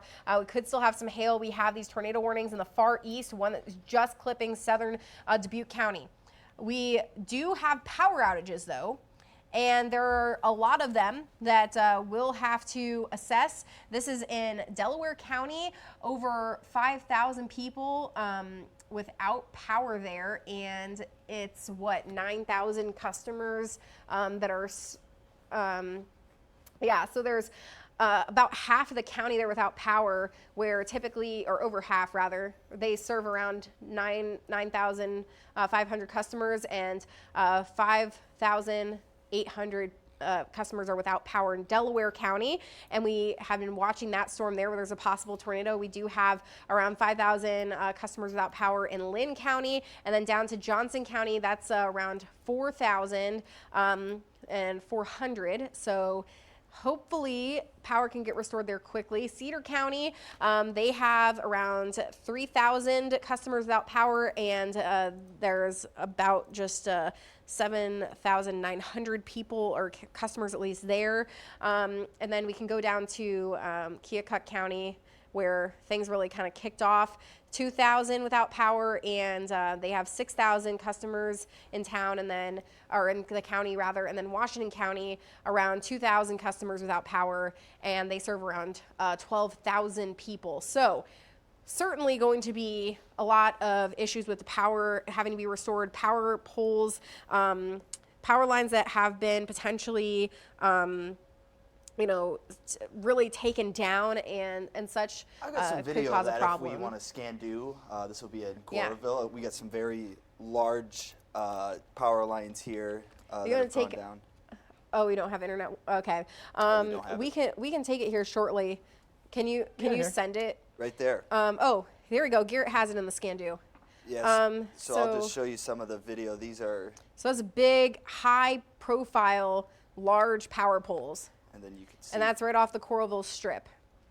It looks like there's Comfort Suites and the Verizon and the Pizza Hut, of course. But some large power lines down there, and we do have, I'm just standing over here, I was just looking at the monitor, but there's that's okay, we're just rolling with it. We have many locations that could be dealing with infrastructure that is down, and that may take some time to restore here. So certainly something to keep in mind if you were going down to Coralville to watch the game And that is just going to be an area that's going to be very tough to navigate as they're dealing with those power lines down. And we're dealing with them having to work to restore those things. So it is 6:21. We do still have these warnings in place, and thankfully we do have a lot of this moving off to the east of the Mississippi. You're getting close to it. There's a lot of strong winds still with these storms and still some confirmed tornadoes ongoing, but we do have the tornado warnings largely getting out of our coverage area. We still have Maquoketa around Davenport, and then just like the little southern sliver of Dubuque County here that's still in this warning. And then we have the severe thunderstorm warning to the east. Let's go to, let's just talk about what's happening tonight. Sure, yeah, as we continue forward throughout the rest of our nights tonight, I know we were kind of talking about it, at least when I was here this morning, a little bit throughout the noon show as well. A lot of these, the line of these showers and thunderstorms pretty much depart in the area, for the most part, on time. As we do continue on, we expected a lot of these storms to really initiate right around 2 o'clock or so, just off towards our west a little bit, and that was the case. Here we are at about just before sunset with the main line of storms just starting to depart the area. But yeah, that big center of low pressure going to continue to skirt its way out, and it's not pleasant, unfortunately. Yeah, the issue here is that we turn to the problem of winter. Yeah, again. Still winter. And it's telling of the power of the storm. There's blizzard warnings to the north, and we have some winter weather advisories hugging the northern parts of our area here, because we now have, after we get through the severe threat, the then cold air that's going to be coming in, and we have the blizzard warnings in orange. We have winter storm warnings in pink and winter weather advisories down to the south. And there's a large area of a wind advisory. And so because of this, this is, not done with the storm system as a whole. We are going to still have to deal with very powerful wind gusts as we head through tonight and into tomorrow. That could hinder cleanup today, unfortunately. We do have wind gusts expected to be going around 40 to 50 miles per hour overnight tonight into tomorrow morning. And we then have the issue of, we could see some snow. Now, thankfully, really doesn't look like significant snowfall accumulation. We do, though, have the potential of seeing some. And we do have much colder air that's going to be coming into the picture. So we are going to have the very cold air much colder air coming into place after, of course, the complete spring day today. And then we're going to go right back, bounce back up into the 60s on Sunday. Meteorologist Nick Stewart is out in Solon, who has been assessing damage there. What's going on right now, Nick?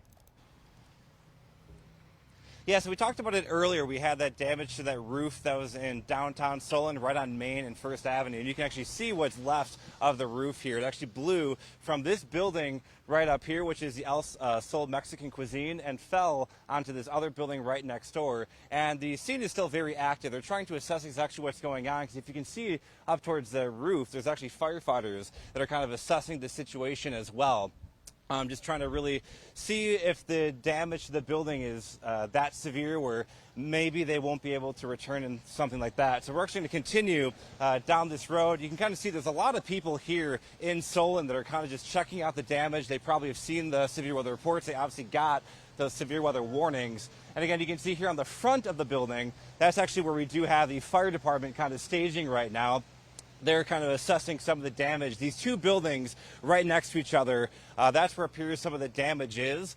You can see the El Sol Mexican Cuisine. And one other thing that we're looking at is a lot of these signs have been kind of blown down by the winds. You can see these big interstate signs marking actually bent right near the base here due to some of the strong winds that we're experiencing. It appears that most of the damage here in Solon was actually wind damage, and thankfully it appears the worst damage is east of the area. We do have a few other reports of some more major damage north of Solon. We're going to check that out here and get you an update here in a couple of minutes, Rebecca. Yeah, that was one of the spots where we had been hearing around Solon and Ely of 70-mile-per-hour winds. So it's possible that it could have been some straight line wind damage. And we, of course, had these multiple tornadoes. And we were mentioning, you know, if we're not in those tornado warnings, we're talking about the strong winds being the issue too. We do have these storms that are continuing to push off to the east. This is video from Solon of a home camera showing the winds coming through. Hard to say, you know, if it's tornado or if it's winds, but certainly some very powerful winds coming through and blowing things around. So, you know, it is tough to say. There's a lot of flashes going on. It's not necessarily the best angle, but it could be either one.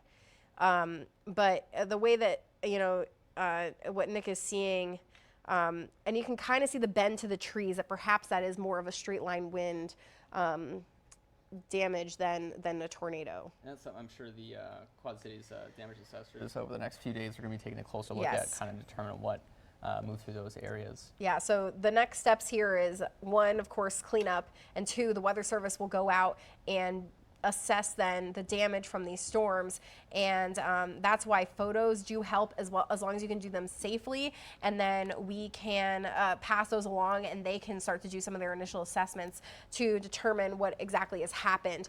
So we'll be just totally upfront with you about this situation. We are going to finish our coverage around 6:30.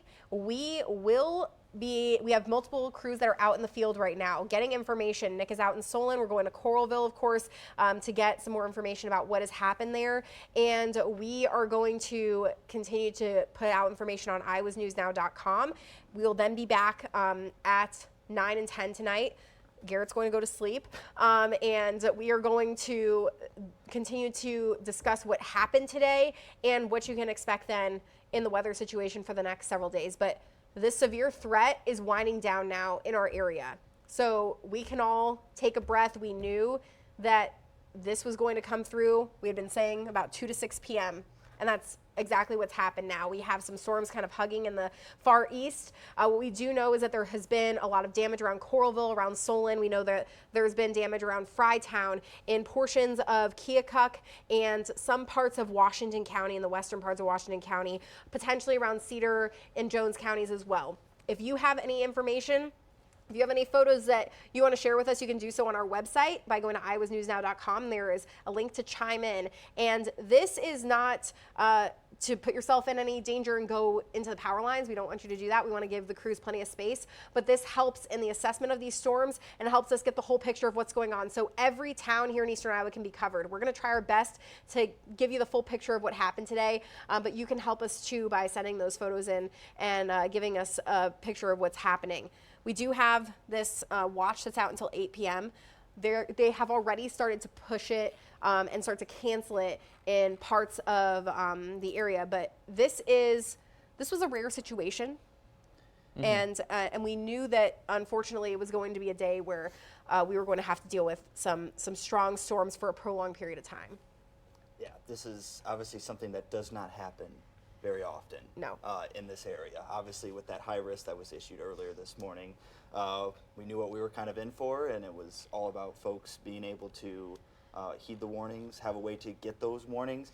And it's great news out of Johnson County that there have been 0 deaths. That means people did exactly what we wanted them to, found a safe spot, and heeded those warnings. So kudos to all you folks at home. Absolutely, and not even any injuries reported out of Johnson County. I think at one point we did get one injury, I think from the Kyoto area, possibly from where those initial tornadoes were coming through. But it's the first time in almost 10 years that a high risk has been issued.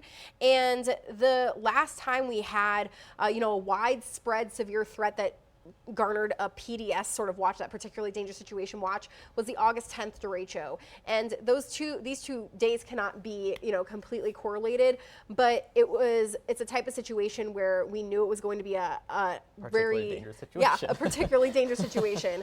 And so we're thankful that we're not hearing about significant injuries thus far, and we do know there's structural damage, and it is the worst kind of day for a meteorologist when you have the thing that you love causing damage like we're seeing across the area, especially in very populated areas and in a place that we live and we love. So hopefully damage can be cleaned up quickly. And we do still have strong winds that are coming in on the back side of this system that will be coming through tonight into tomorrow morning. We do want to make sure we're giving people space, the crews space to work.